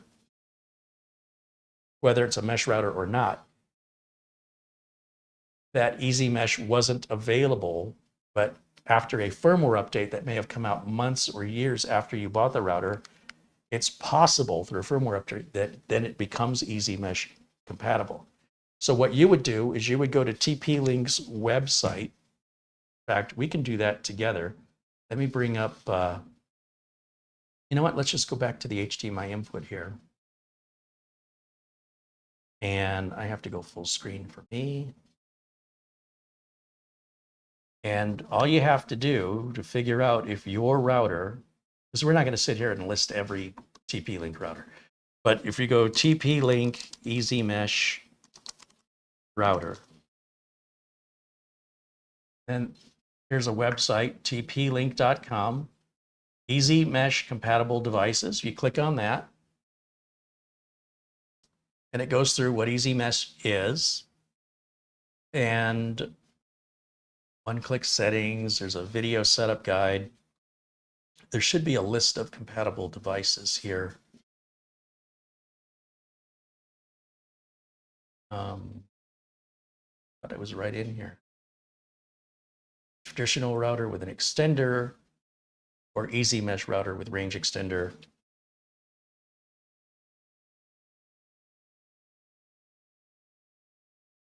Check all Easy Mesh compatible devices. So you would look and see if your TP-Link router you have now is, or the range extender from TP-Link, or the power line adapter you have for TP-Link. Only these models have Easy Mesh. And where you see it says the word planned, this is the Wi-Fi 6E router I sent back because I had it for nearly a month and there was never a firmware update released. And there still isn't, apparently. It still says planned, meaning TP-Link hasn't gotten around to it yet. But they plan to eventually, with no commitment on when, release a firmware update that will enable this router to become Easy Mesh capable. So where you see the word planned, that means not yet. Even the AX11000 is planned. If you buy that router today, it cannot do that today. But they're promising you at some point in the future, a firmware update will enable it. This router is not out yet. I was very curious about this router. It kind of looks like a spaceship from Star Wars. Range extenders I don't use. I don't like range extenders. But if they're used in a mesh scenario, that changes things. Power line adapters as part of a mesh, I never thought of that before. But you'll see none of them currently support Easy Mesh. But there, it is planned, so a firmware update to these adapters will eventually one day come out and be free. And it's up to you to go and get it and update it. And there's a few more. You see it says show 12 more range extenders. And then under routers, there are 21 TP-Link routers in total that either support Easy Mesh or it is planned in a firmware release at some point in the future Is the future near or far? They don't say. Okay.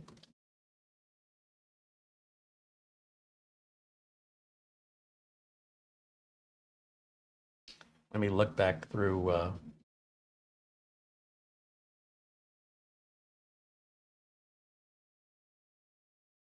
If other brands would fully support Easy Mesh, that would be nice and convenient. So every brand has their own definition of how they define what mesh is. And it's a proprietary standard. So ASUS has their own mesh system that's only compatible with ASUS. TP-Link has their own mesh system that's only compatible with TP-Link. TP-Link's mesh system will not work with ASUS's mesh system, and Netgear doesn't even have one. They don't have a Wi-Fi router that's also mesh. They're the only big networking company that doesn't do it. Netgear will either sell you a mesh router or a Wi-Fi router, but they don't sell a Wi-Fi router that can do mesh. ASUS does and TP-Link does. Netgear seems like they're getting worse, in my opinion. You know, they're shut down. Ready Cloud, I think that shuts down on July 1st. Yeah, I'm starting to lose my love affair with Netgear is quickly becoming a love affair with TP-Link, because what TP-Link does offer on some of their routers is an entirely different open mesh system. And it's called One Mesh. So if we go back over here, let's go full screen. Let's do a search for, right here, let's search for One Mesh. Now, what's cool about One Mesh is that you don't have to use the same manufacturer. You can take any One Mesh capable piece of networking equipment and mesh it to another One Mesh capable networking piece of equipment. So TP-Link is the only manufacturer that I'm aware of that offers One Mesh. Wouldn't that be great if ASUS adopted it as well?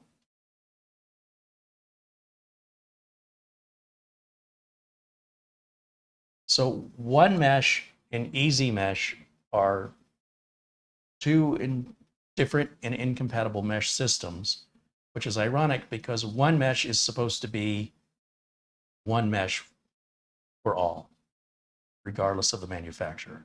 But if the manufacturers don't participate in it because they don't have to, I was looking for the explanation here. Unlike a Deco mesh network, a One Mesh router acts as the management. Is that what I want? Oh, it's not One Mesh. Is it Easy Mesh? I think I'm getting my names all confused, guys. Wi-Fi certified Easy Mesh brings a standards-based approach to Wi-Fi networks that utilize multiple access points, and they can be interoperable between manufacturers. So my bad, I have confused all of these terms. It's Easy Mesh. So this is the explanation of Easy Mesh from the Wi-Fi Alliance. These are the ones who come up with all the Wi-Fi standards. And it's been, this standard has been out for a couple of years. And TP-Link, as far as I know, is the only manufacturer that's supporting it on some of their routers. Because you have One Mesh doesn't mean you get Easy Mesh. They're two different mesh systems. So a TP-Link router may support one and not the other. Don't confuse them. Easy Mesh Wiki. That's probably what I was looking for. What is the function of Easy Mesh? It's a standard-based approach. Okay, that's basically what we read.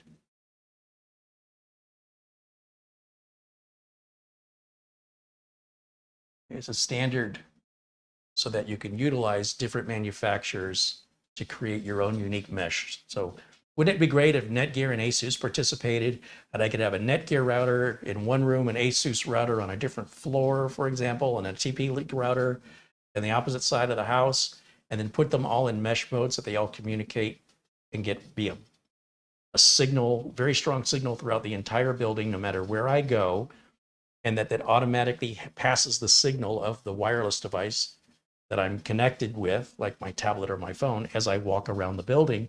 It seamlessly roams me from one point to the other without me even noticing.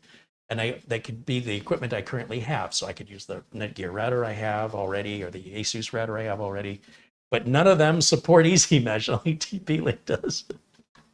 But boy, wouldn't that be nice if these manufacturers would get on board? But like I said, Netgear doesn't even offer a mesh option on their Wi-Fi routers. You have to buy a mesh system or you get no mesh as far as Netgear is concerned. And so Netgear is losing favor as far as I'm concerned from my perspective.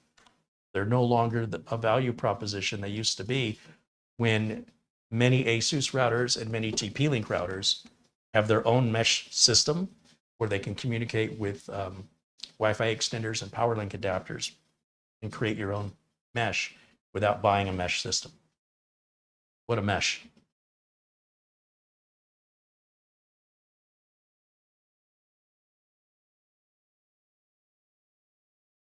Arnold Albert says TP-Link's always been a budget brand, providing competition for other brands while providing reliable and efficient services through their devices.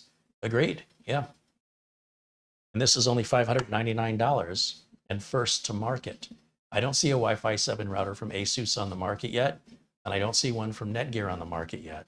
So for the budget brand, you got to think about what you're saying. Budget brands aren't usually marketplace leaders in technology. They usually come along after the technology's matured and has become cheaper and offer a cheaper alternative to existing infrastructure. But what TP-Link is doing, at least in this case, is they're first out the gate and they're setting the pace for all the other manufacturers of consumer-based routers to follow behind them. Not too bad for a budget brand. And I wouldn't call $599 budget. However, when other manufacturers come out with their Wi-Fi 7 routers, like Netgear and Asus, or Ubiquiti, suddenly this may appear to be budget.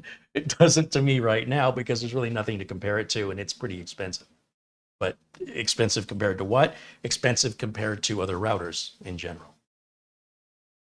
But yes, they are known for being a budget brand, but well, a lot of times that carries a bad connotation of not being as good. In many cases, they're better in my experience.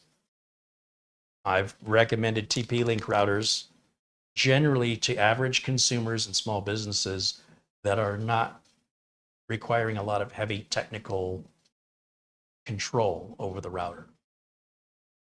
I will say, however, this router has all of that, but a lot of the TP-Link routers are fairly limited in what you can do with them. And that's true also with mesh systems in general. Most mesh systems, you can't really make many changes because the mesh system is so complex. They're like, you're going to screw this up, so we're going to automate it and not give you the option of screwing it up. And that's almost universal across all mesh systems. This is not in mesh mode, however, and so this is, as a router, seems to have all the same functionality as my Netgear Nighthawk router, and even more so with the IoT and protection stuff that they offer.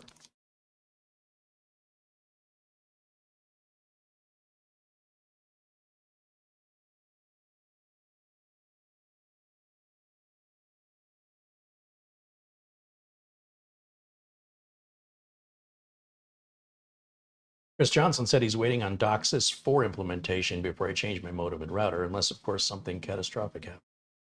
No, it's just, I'm waiting on DOCSIS 12, but I'll use whatever DOCSIS is available today. Shane Perkins says the Asus NAS store should scream. Well, no. And the reason I say no is because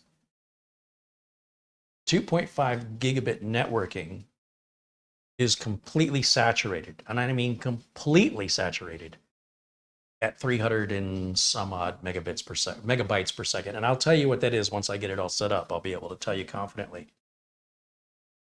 And that a Zeus store router could, in theory, saturate at 10 gigabit per second. In fact, my Netgear Synology with 2 mechanical drives in it, the Iron Wolves that I have in there, can totally saturate 2.5 gig. It wouldn't matter if they were plugged into this or they were plugged into an $80 2.5 gig switch, the performance will not change. And of course, my wireless devices, well, they're not going to even get close to transmitting data at the speed of 2.5 gig. And then of course, there's 5 gig in the middle. There's 2.5, there's 5, and there's 10. And the more money you want to spend.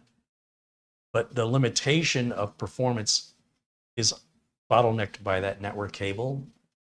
And so that ASUS Store router, that ASUS Store Flash Store 6 NAS device will not transfer the data any faster than my Synology, whether it's on a 1 gig network or a 2.5 gig, it's going to saturate it either way. So yeah, it's limitations in the network.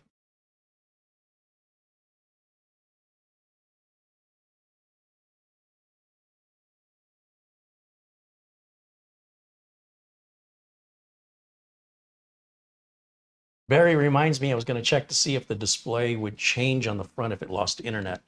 Yeah, I'm going to unplug the internet. Thank you for reminding me. So let's pretend our cable modem just went offline by unplugging it. Oh, and look, we get an exclamation point.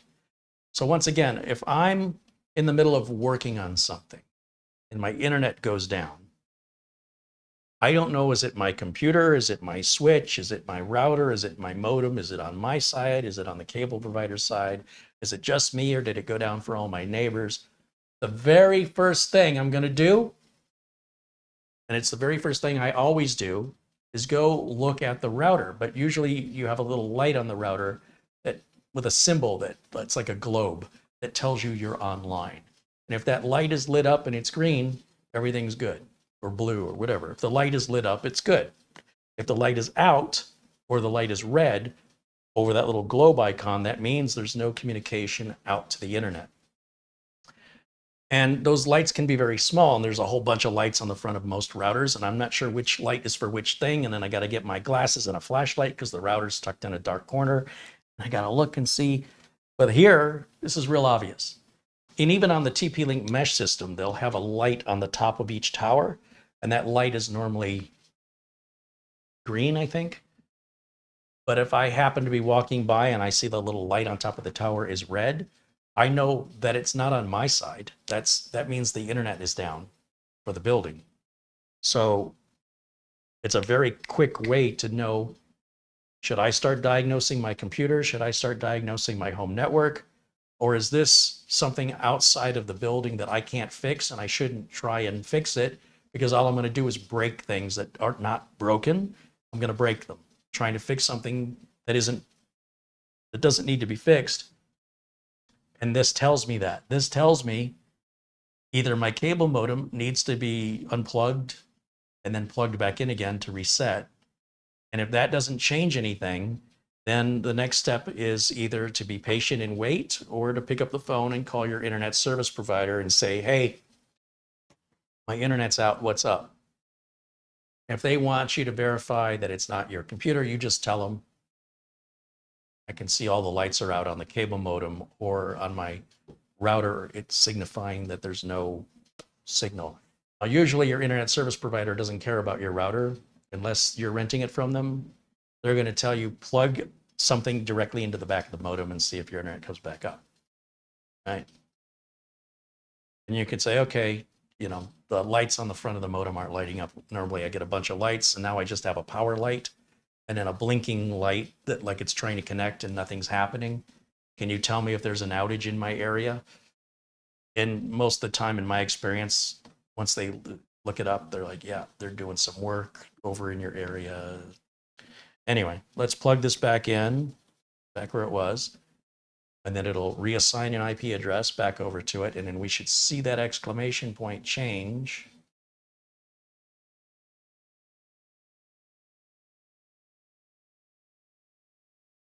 And that usually takes a minute. So whenever you have to reboot things, you need to give it a couple minutes to fire back up, or in this case, to renegotiate with the other router to be reassigned an IP address. There it goes, and it's happy again. Yeah, thank you for reminding me about that. Hey, Marvin Jameson's been a member for 12 months. Right on, Marvin. Marvin also contributed $20 in Super Chat. I just saw that. Thank you so much, Marvin. I hope you're doing well, my friend. Does the USB support 5 gig or 10 gig speed? Old man 55 wants to know. You know what? That is a fair question. Let's take a look at the Amazon page. And let's see, to my video capture. And this should tell us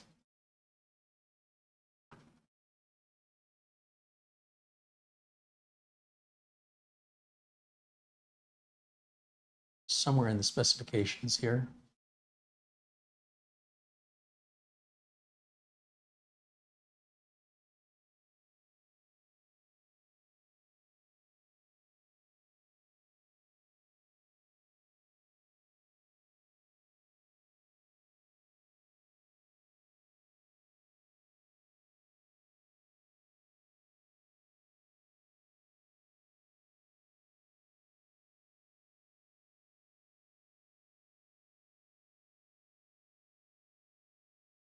No reviews on Amazon either. Well, maybe I'll leave a review on there once I've had some time to play with it. I don't see it really talking about that USB 3 port. However,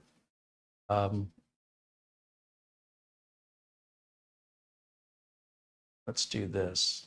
Let's go to this one over here. And let's type in what is USB speed on BE800 TP-Link. It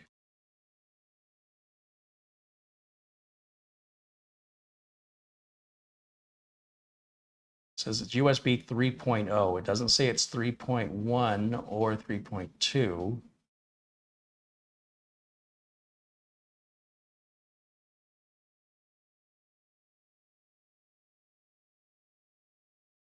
So that's the router. Okay, that's the Amazon page.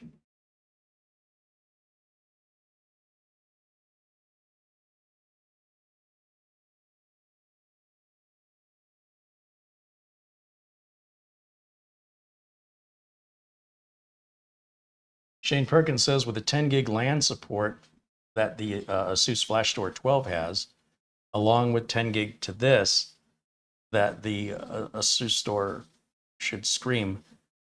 Well, no, I don't think so. And the reason, again, is because you basically only have the one 10 gig port, right? So you're only going to plug in one 10 gig device. Well, I guess there are two 10 gig ports though, aren't there? As long as you're not using one of the 10 gig ports for your internet, because you'd have to have 10 gig on the receiving side, right, of the client side, and then 10 gig on the NAS device. So you'd need, at a very minimum, two 10 gig Ethernet ports. And then it would scream between those two devices only, and it would run the same speed for everybody else. So, but you could do that, like if you wanted to make that investment into a 10 gig switch. Yeah. So what is, tell you what, let's go to TP-Link BE900 product page.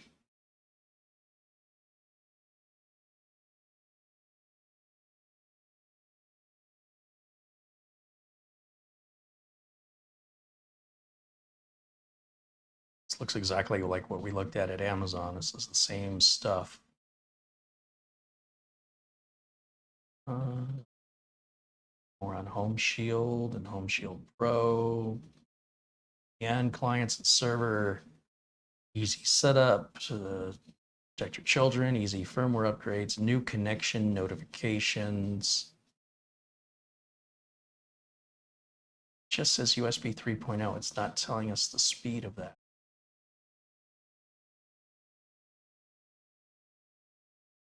There's all your fine print.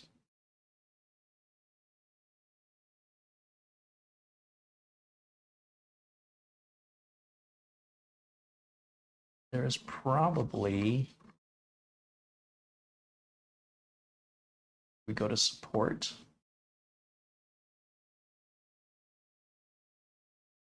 Do we have more than one hardware version?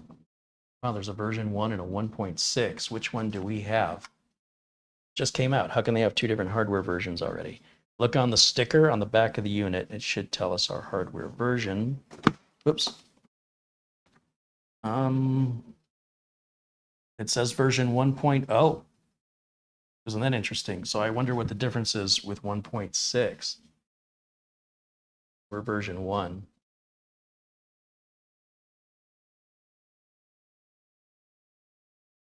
Frequently asked questions.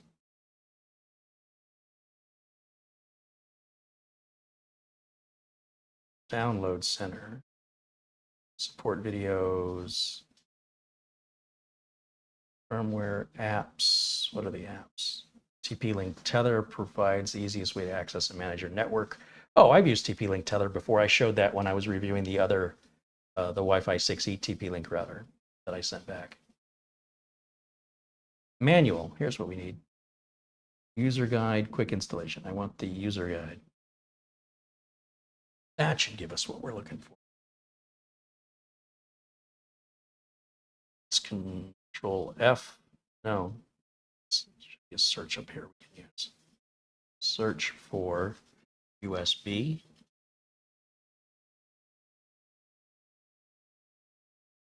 Chapter 10, page 53.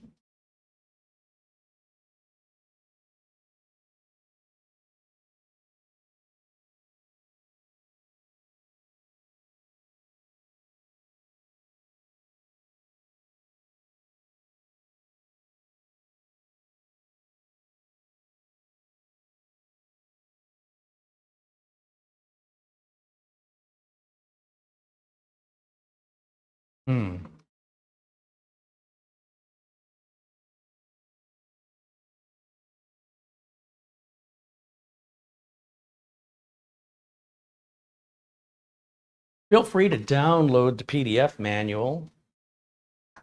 Everybody can download it. It's free to download and look through it if you want to learn more of the details of this router. I will go through it when I have some time to sit down, but I will first get this router set up and plugged in and configured, set up on my Wi-Fi. I'm going to put the same Wi-Fi name and password that I'm using on the Netgear router. So none of my Wi-Fi devices will need to be reconfigured. They'll just automatically connect to this router instead of the other one, as long as I have the other one turned off. And it should be a plug and play situation there. So yeah, it just says USB 3, which is probably 5 gigabits per second. That's the safest thing to guess.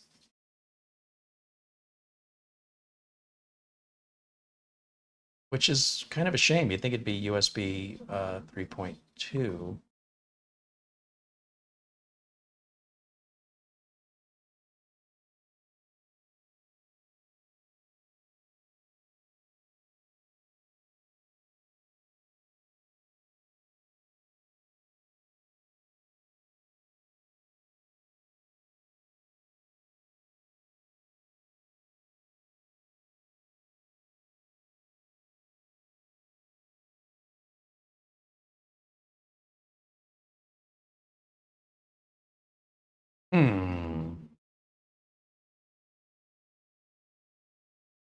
Well, this might be a question worthy of asking technical support.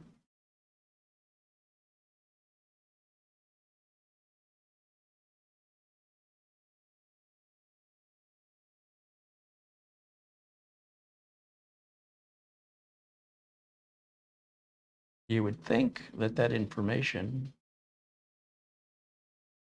what speed the USB runs at, given the level this router is at, that information would be provided conspicuously, that they wouldn't hide it, and that they would, make sure to list it as part of the statistics of the hardware, right? Whether it's the processor frequency, the the bandwidth it's available, reports that are available. It's why it seems like they kind of dropped the ball there. I'm not seeing anything regarding the performance of the USB other than it says USB 3.0 with no definition of that being truly 3.0.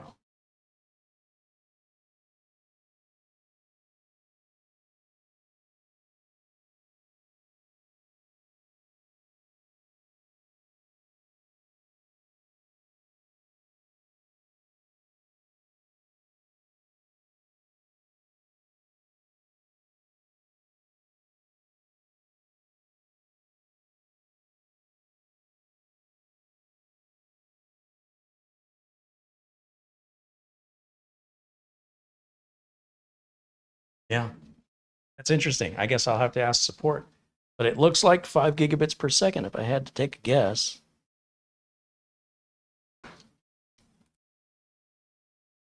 Interesting. Good question.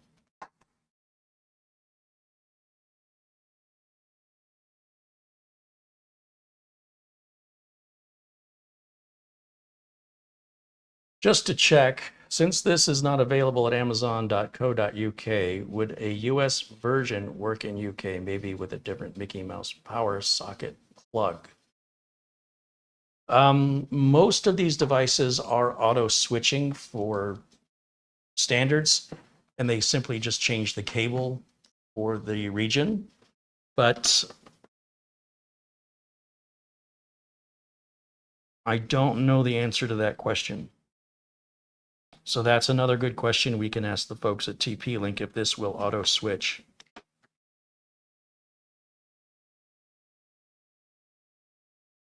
Do not know the answer to that one.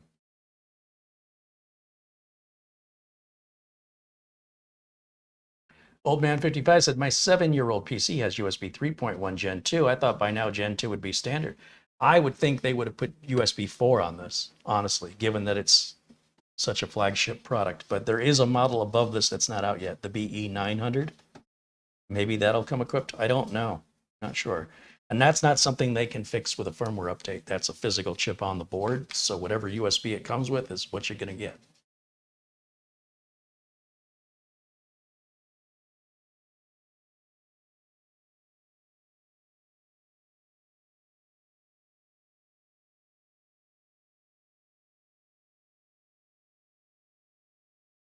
Garfield says half of that router is well above my pay grade. Yeah, well, it's probably not the right router for you anyway. Probably, even if you could afford it, would have no use or benefit to having it. Usually one thing's related to the other. This is a pretty high-end product. It's a pretty exclusive product for a very niche type of consumer or purchaser. This isn't your everyday average ordinary router that most people could afford or would even benefit from having, to be honest. Not yet. By the time that happens, Wi-Fi 10 or 12 will be out. And suddenly these expensive features will become standard in the entry levels. And, you know, as time marches on and the technology continues to evolve, if you're going to get the latest and greatest technology, you're going to be the first with the new features, first with the new problems. You're going to pay the highest price tag. And generally, at least when it comes to computer hardware, just getting one fast thing isn't enough. I can't just go buy a Gen 5 NVMe drive and plug it in to my computer from 4 years ago. It's not going to run any faster than the Gen 3 it's capable of. So I'd have to get a motherboard that would support the Gen 5 solid state drive. And to do that, my DDR4 RAM probably, maybe, isn't going to work, and I'm going to need DDR5. And that CPU isn't going to work, so I'm going to need a new CPU. So the CPU has to be fast enough and capable. The motherboard has to be fast enough and capable. The RAM has to be fast enough and capable. And with the solid state drive also being fast enough and capable, then everything can run at peak performance. We don't normally just get super fast tires and put them on a really old, slow car and think now our car is going to go faster. So it's all connected together. So if you have a bunch of old equipment and you buy this router and plug it in, it will likely not benefit you at all. Zero. Maybe you'll get better range, and that'll be about the extent of it. So it's definitely not a product for everybody.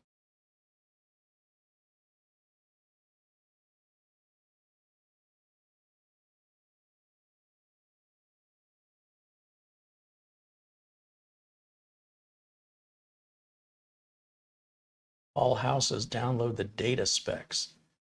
I don't think it was download. It was either the user manual or the easy setup guide. That's all I saw. But we could Google it. We could go back over to the mini PC here, and let's see. Have anything that says specifications? Nothing says product overview. There's a data sheet. We could look at the data sheet.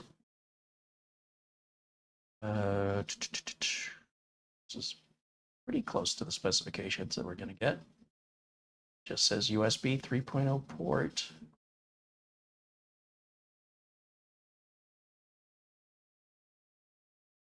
It's all the same information we've already read. That's on the Amazon page.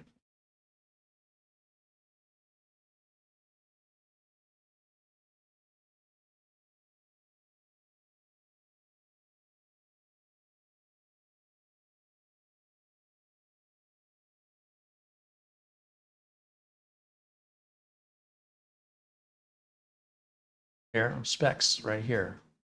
Hardware, USB 3.0. What are you going to do? How about physical specifications? FCC data, radio frequency, sensitivity, reception sensitivity,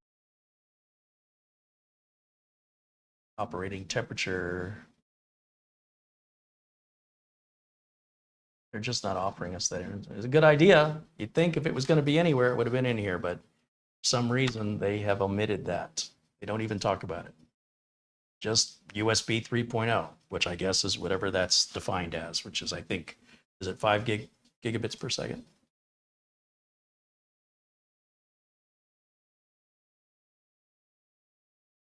Kalash says USB 3.0 is maximum 5 gigabits per second. Okay, so I could write into TP-Link support and say a couple questions. Will this power adapter auto sense 220 volts? If I just get a different plug, can I take this to Europe? And secondly, what is the data throughput of the USB 3.0? They're probably going to tell me. If I had to guess, this probably does auto switch, but I don't. I'm guessing. And they're probably going to tell me it's 5 gigabits per second. But I'd like to know for sure. Okay, were there any other questions I can make an attempt to answer? There's a couple good ones there that are going to require asking the company.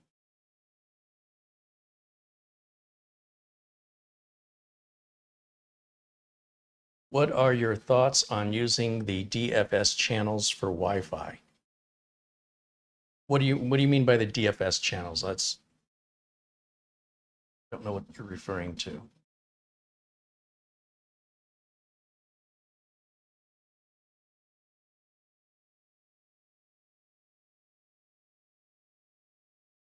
Dynamic frequency selection, which is a function of using 5 gigahertz.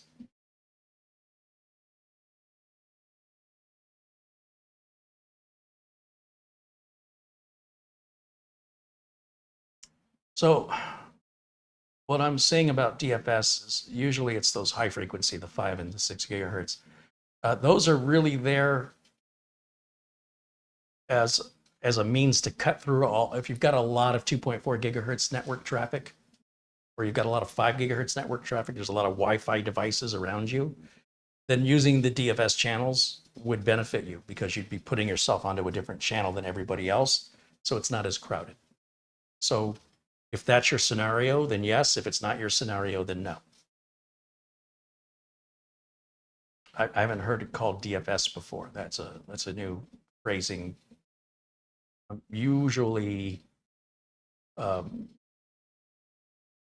referring to it as the type of Wi-Fi that it is. So it's Wi-Fi 6, 6E, Wi-Fi 7, or the band itself.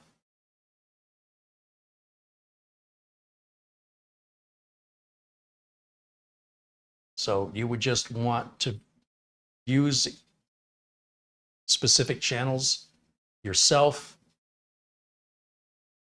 If you're that kind of person, the router is going to auto set up what's best in your environment. But if you think you can set it up better yourself, have at it. And again, to justify that would be, you'd have to be in a pretty busy area with 2.4 gigahertz traffic and 5 gigahertz traffic to justify that need. That's a pretty unique scenario, but yeah, so yes and no. Depends on your needs and depends on your environment. Not a one size fits all answer for that.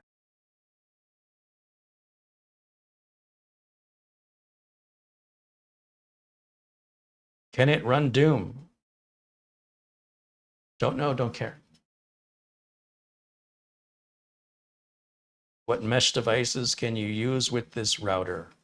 We've already covered that. So if you rewind the video back, we went all through the mesh devices that can be used. We've already covered that. What tools or apps do you recommend for measuring Wi-Fi signal strength around the house? I don't recommend any tools.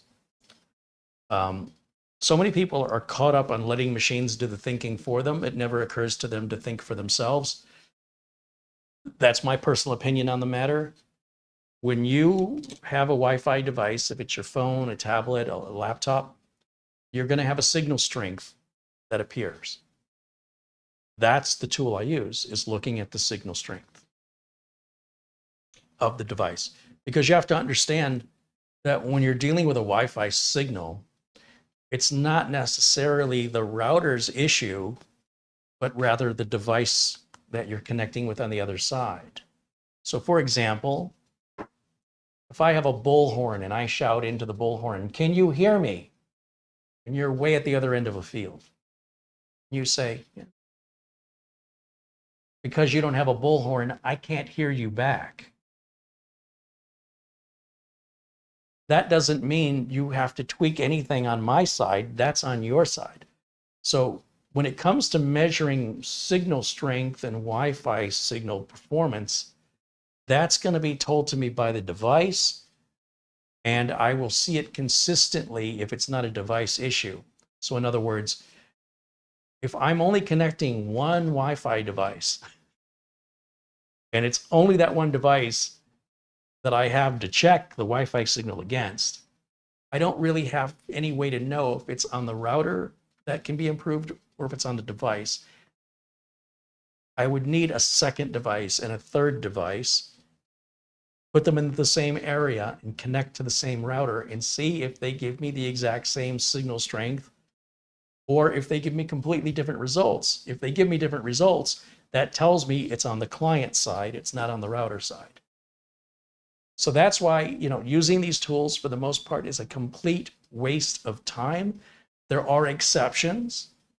However, common sense should always prevail, and no specialty tool, except in some exceptions, there's always exceptions.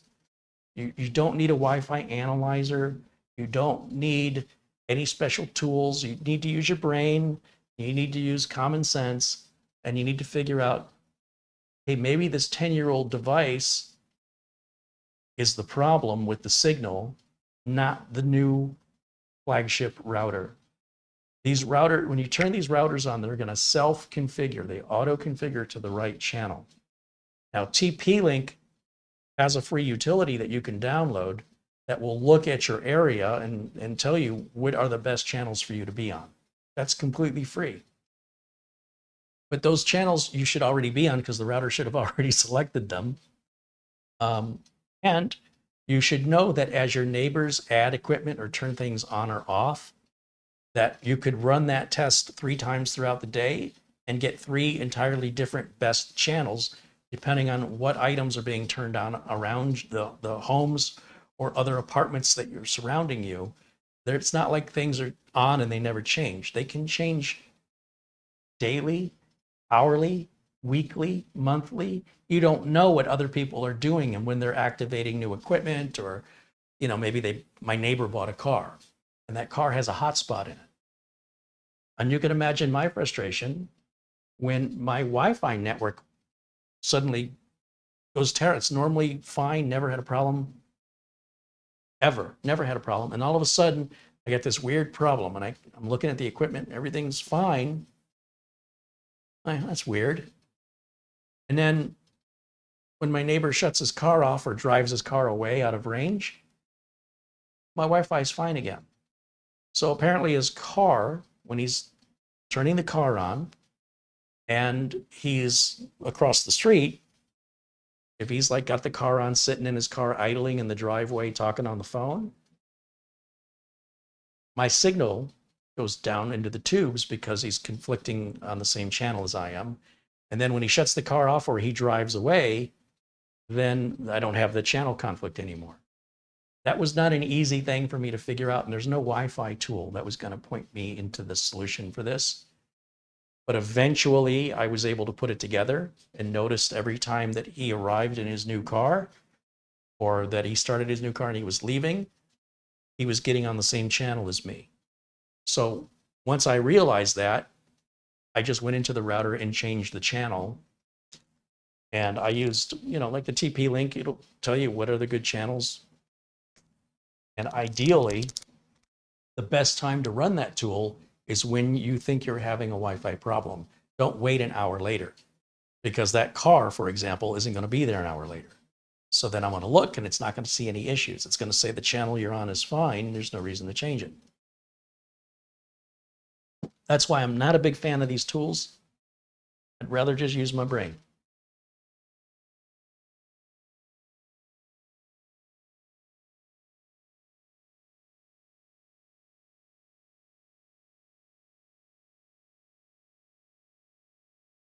At price, it should be a channel monger. Well, the Federal Communications Commission dictates rules that every manufacturer has to follow with regards to accepting interference. And so, what's to stop your neighbor from turning around and, let's say it's a channel monger. Now your neighbor's Wi-Fi is having problems. So they then spend some money and up their game. And now it's a who's going to spend more money competition. It's not about having a channel monger. It's just about picking the best performing channel for you. And it's subject to change based on how close your neighbors are to you and how technical they are, the kind of equipment. They might just be somebody who just got a rental from the internet service provider, or they could be a geek like me and they're just putting Wi-Fi everywhere. So.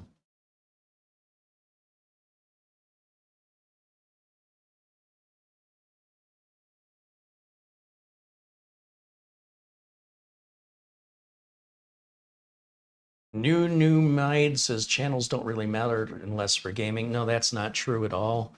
They usually say the best channels are 1, 6, and 11. Well, that's only on the 2.4 gigahertz. You've got a lot bigger channel selection on the 5 gigahertz channels as well on the 6 gigahertz channels.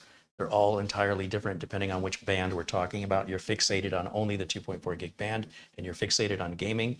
But I can assure you, it gets way more serious than gaming when there's Wi-Fi interference in a business. If I'm live streaming and I'm using Wi-Fi to live stream and my Wi-Fi signal goes, that affects my ability to communicate with you, and I'm not gaming here. So no, you've way oversimplified that, and you've not considered the other bands.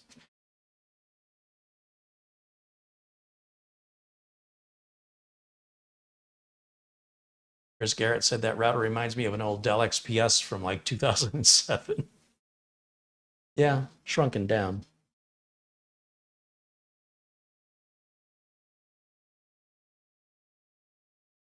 Daniel says, I like that you could put the date and time on this unit on the LED screen.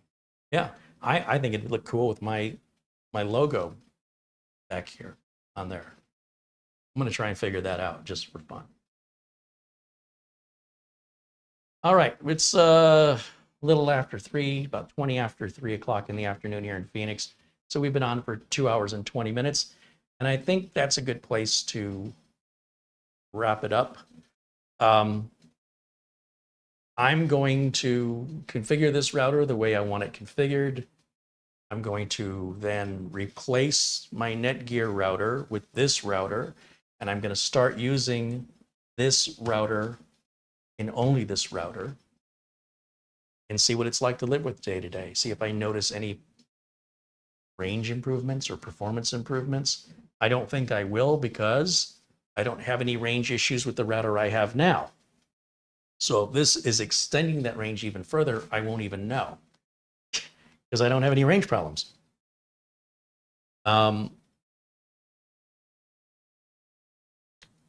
With regards to, does it get warm? It's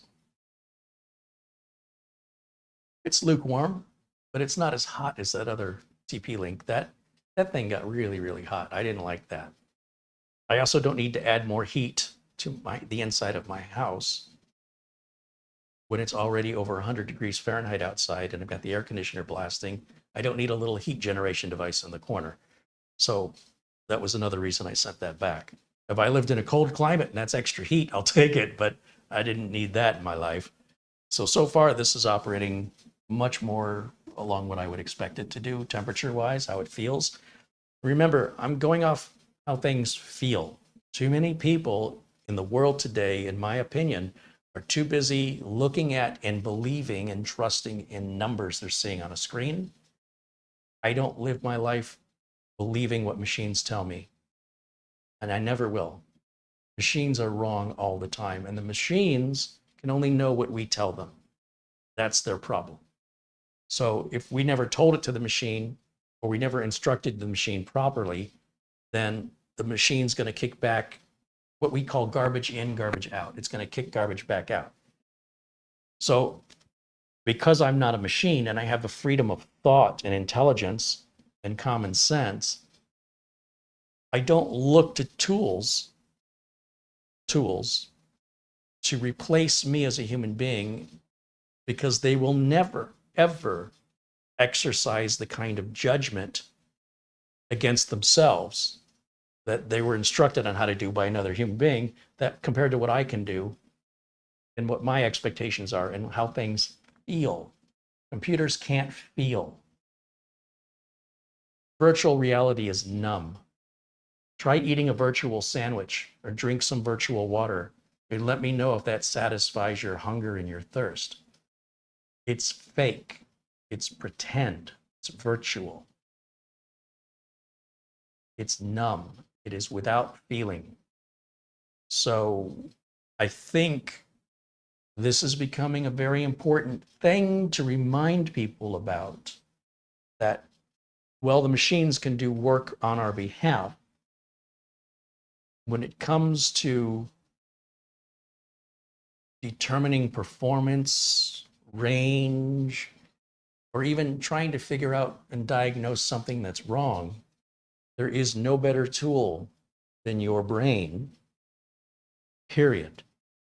And I don't think that's going to change in my lifetime. So that's my perspective on that subject. And it's why I've had a career over 30 years in the industry. And I'm not just looking at numbers coming from a screen. A lot of times when I'm fixing a problem for a customer, it's fixing it so that it feels the way it's supposed to feel. Does that computer respond in a way that I expect it to? Given what processor that computer has and how much RAM and what software is running and knowing what that software typically does, is that computer now behaving acceptably to what I expect it to? There is no piece of software that can answer that for me. It can be part of the information that I collect to get me to that final answer. But overall, what I do is make it feel right. Dr. Feelgood. I want to make sure that router, when I'm sending requests out to the internet or downloading files, that it's feeling the way it's supposed to feel or better. And there is no piece of software that can tell me how it feels. And that's why I do what I do. And that's why not everybody does. Some people aren't in tune with how things feel. Most people are, though. Most people, if you sit them down in front of a tuned up computer and a computer that's not tuned up, and you ask them, does one computer seem faster to you? Don't run any benchmarks. Don't look at any numbers. Just click the mouse and do the things you normally do. Do you have a preference for one computer over the other? And quite often, if there's a difference in performance between the computers, and without running any benchmarks, the human being is fully capable of explaining to you, yes, this computer feels better to me. It's more responsive. It feels like it's faster. But that could be an illusion. That computer could just have a lot of cached files and it can completely fool the end user. But that's okay. Because as long as the end user feels that it's faster, it doesn't matter why. That's irrelevant. You know, it's like you're chasing facts over, it's facts over feelings. So in certain cases, when we're discussing science and math and history, we're talking about facts. But when we're talking about things like performance, especially as it pertains to the routers and computers and storage and all this other stuff, I don't care how many frames per second your computer says it's putting out. I care about how does it feel to play that game or to watch that movie. You can say it's 8K and 120 frames per second, but does it look or feel any different than 4K at 30 frames a second? And if you can't see the difference between them, then why are you spending the money and why are you chasing the benchmarks? It doesn't make any sense to me. And no customer has ever offered to pay me to get certain benchmark numbers. They pay me so that things work the way they expect them to work. We don't measure that with a micrometer to determine if it's within some, you know, thousandth of a human hair's width of performance. But that's what people do on the internet. And it's just an internet behavior. I don't find people in real life that pay for anybody to do that. That's something they just do to occupy their time or to satisfy their curiosity. But that's not how I've been able to sustain a business. No one's ever hired me to do that. That's a hobbyist, enthusiast activity or a researcher activity. So please don't get yourself caught up in all that.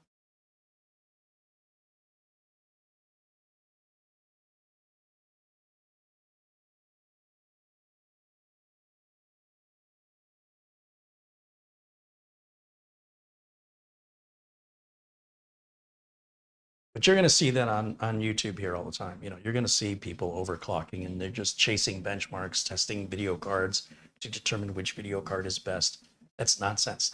That would be like, can you imagine if you shop for a car with that same mentality?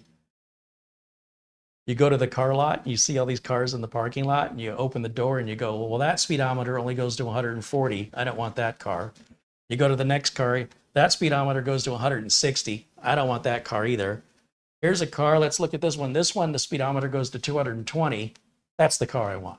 Well, you know that car is going to cost you more money, and you know you're not going to drive it that fast because in all likelihood, there's nowhere you can drive it that fast, and you likely don't have the driving skill where you wouldn't do that without potentially hurting or killing yourself.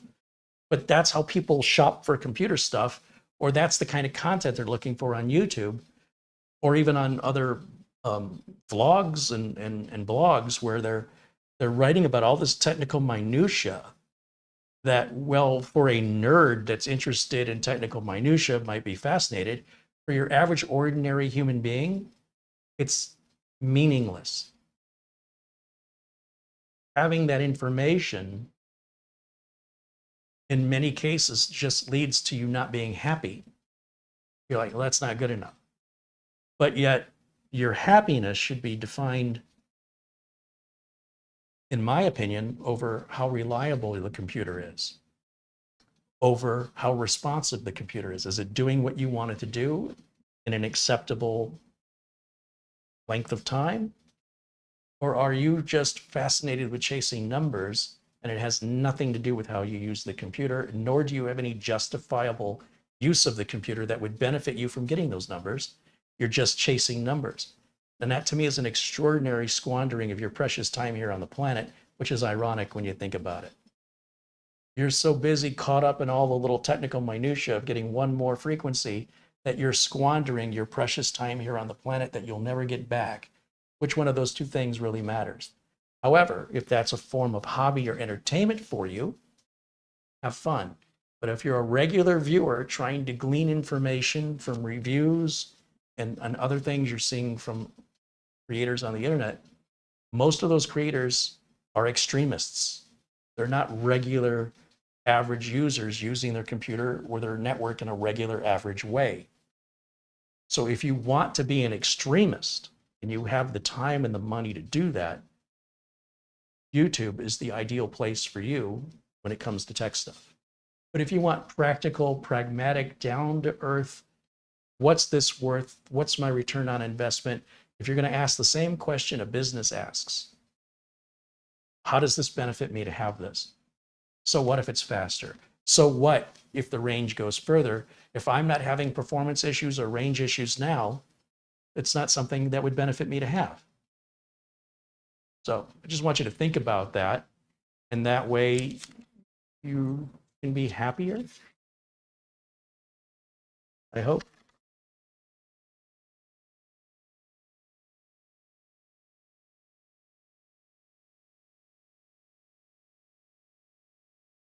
David Graham said, "You're the only nerd I support because you tell it like it is."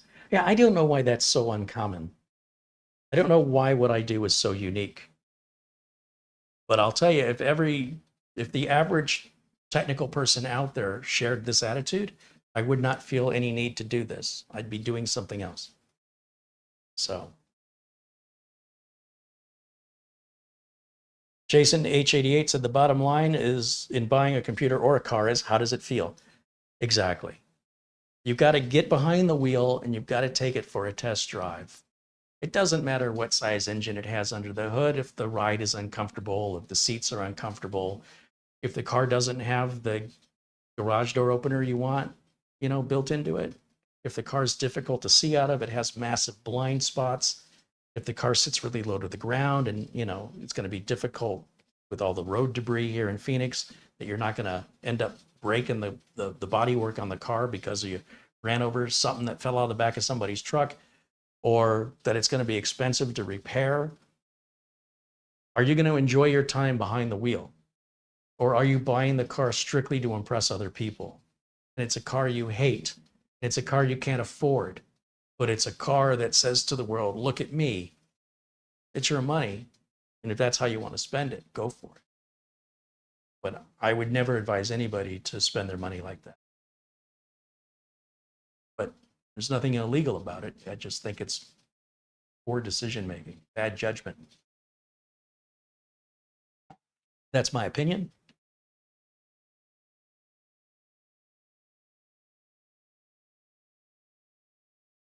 The only car I ever bought without test driving it was that Mustang I bought from Carvana.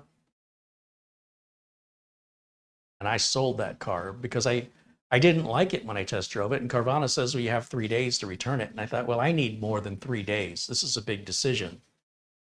And I don't drive very much, so it's going to take a while for me to put some miles on the car.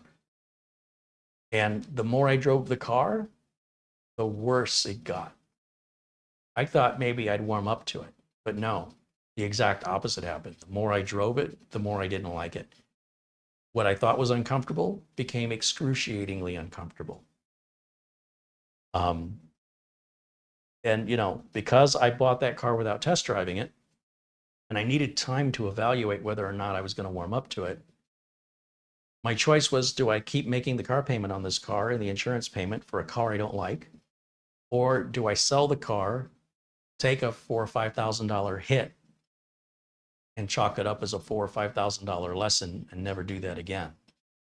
In other words, if I sell it, I'm going to lose $5,000, but if I keep it, I'm going to lose more. Car's only going to depreciate. insurance and registration, all those ongoing expenses. I can lose 5,000 or I can lose 40,000. I'll lose the 5 and get rid of it, cut my losses and chalk it up as a lesson learned. And I will never buy a car without test driving it ever again.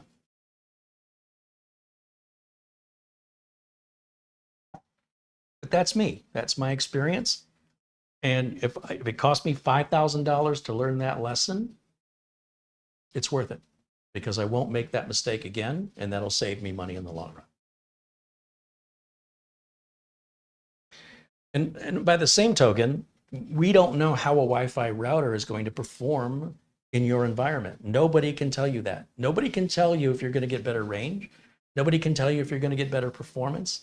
They can guess. They could say, well, in theory, you should. But the only way you know for sure is to buy it and configure it and see if you like it. That experience will not be useful to anybody else. So if you got done watching a bunch of videos talking about how great something is, and then you buy it and it's terrible for you, it doesn't mean now you need to go on a crusade to let everybody know how terrible it is. It's what some people do. The people who did the reviews weren't wrong. They didn't test it in your environment. And other people who bought it didn't necessarily have a bad experience with it like you did. In fact, other people who bought it could agree 100% with the person who reviewed it and said it was great. They could say, yeah, it is great. And maybe it is for them, but it isn't for you. None of you were wrong. It's just your environments are different and your expectations are different. And the unique challenges within those environments, from everything you're connecting to it, to where you've placed it, to what the building is made out of, to how congested the network traffic is in your area, nobody can tell you what it's going to do in those circumstances. You have to make the decision yourself. And if you buy from a place like Amazon, returns are super easy, so you don't have to worry about getting stuck with it.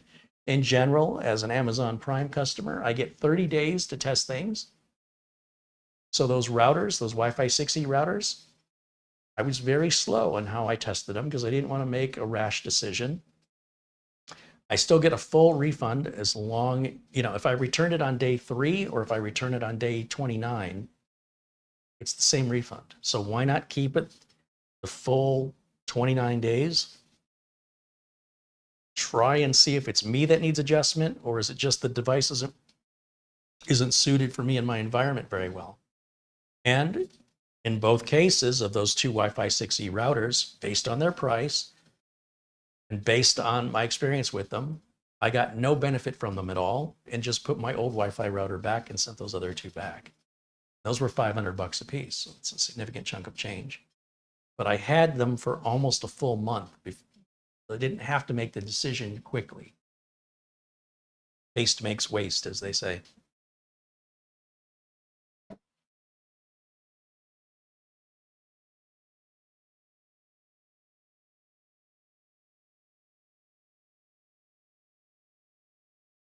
Chris Garrett shares a link to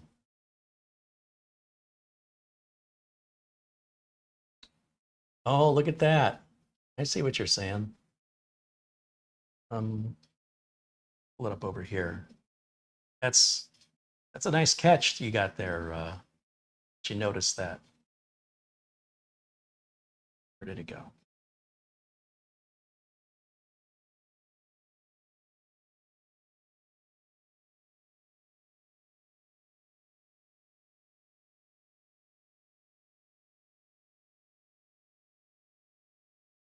Yeah, look at this Dell XPS 700.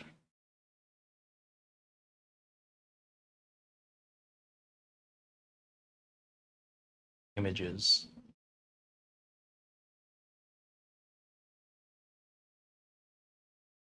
Yeah, it does look like the router, doesn't it? Isn't that funny? Good catch.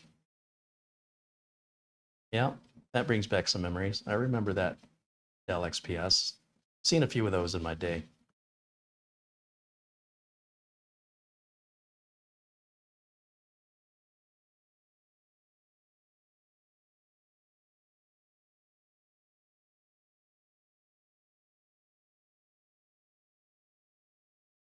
All right.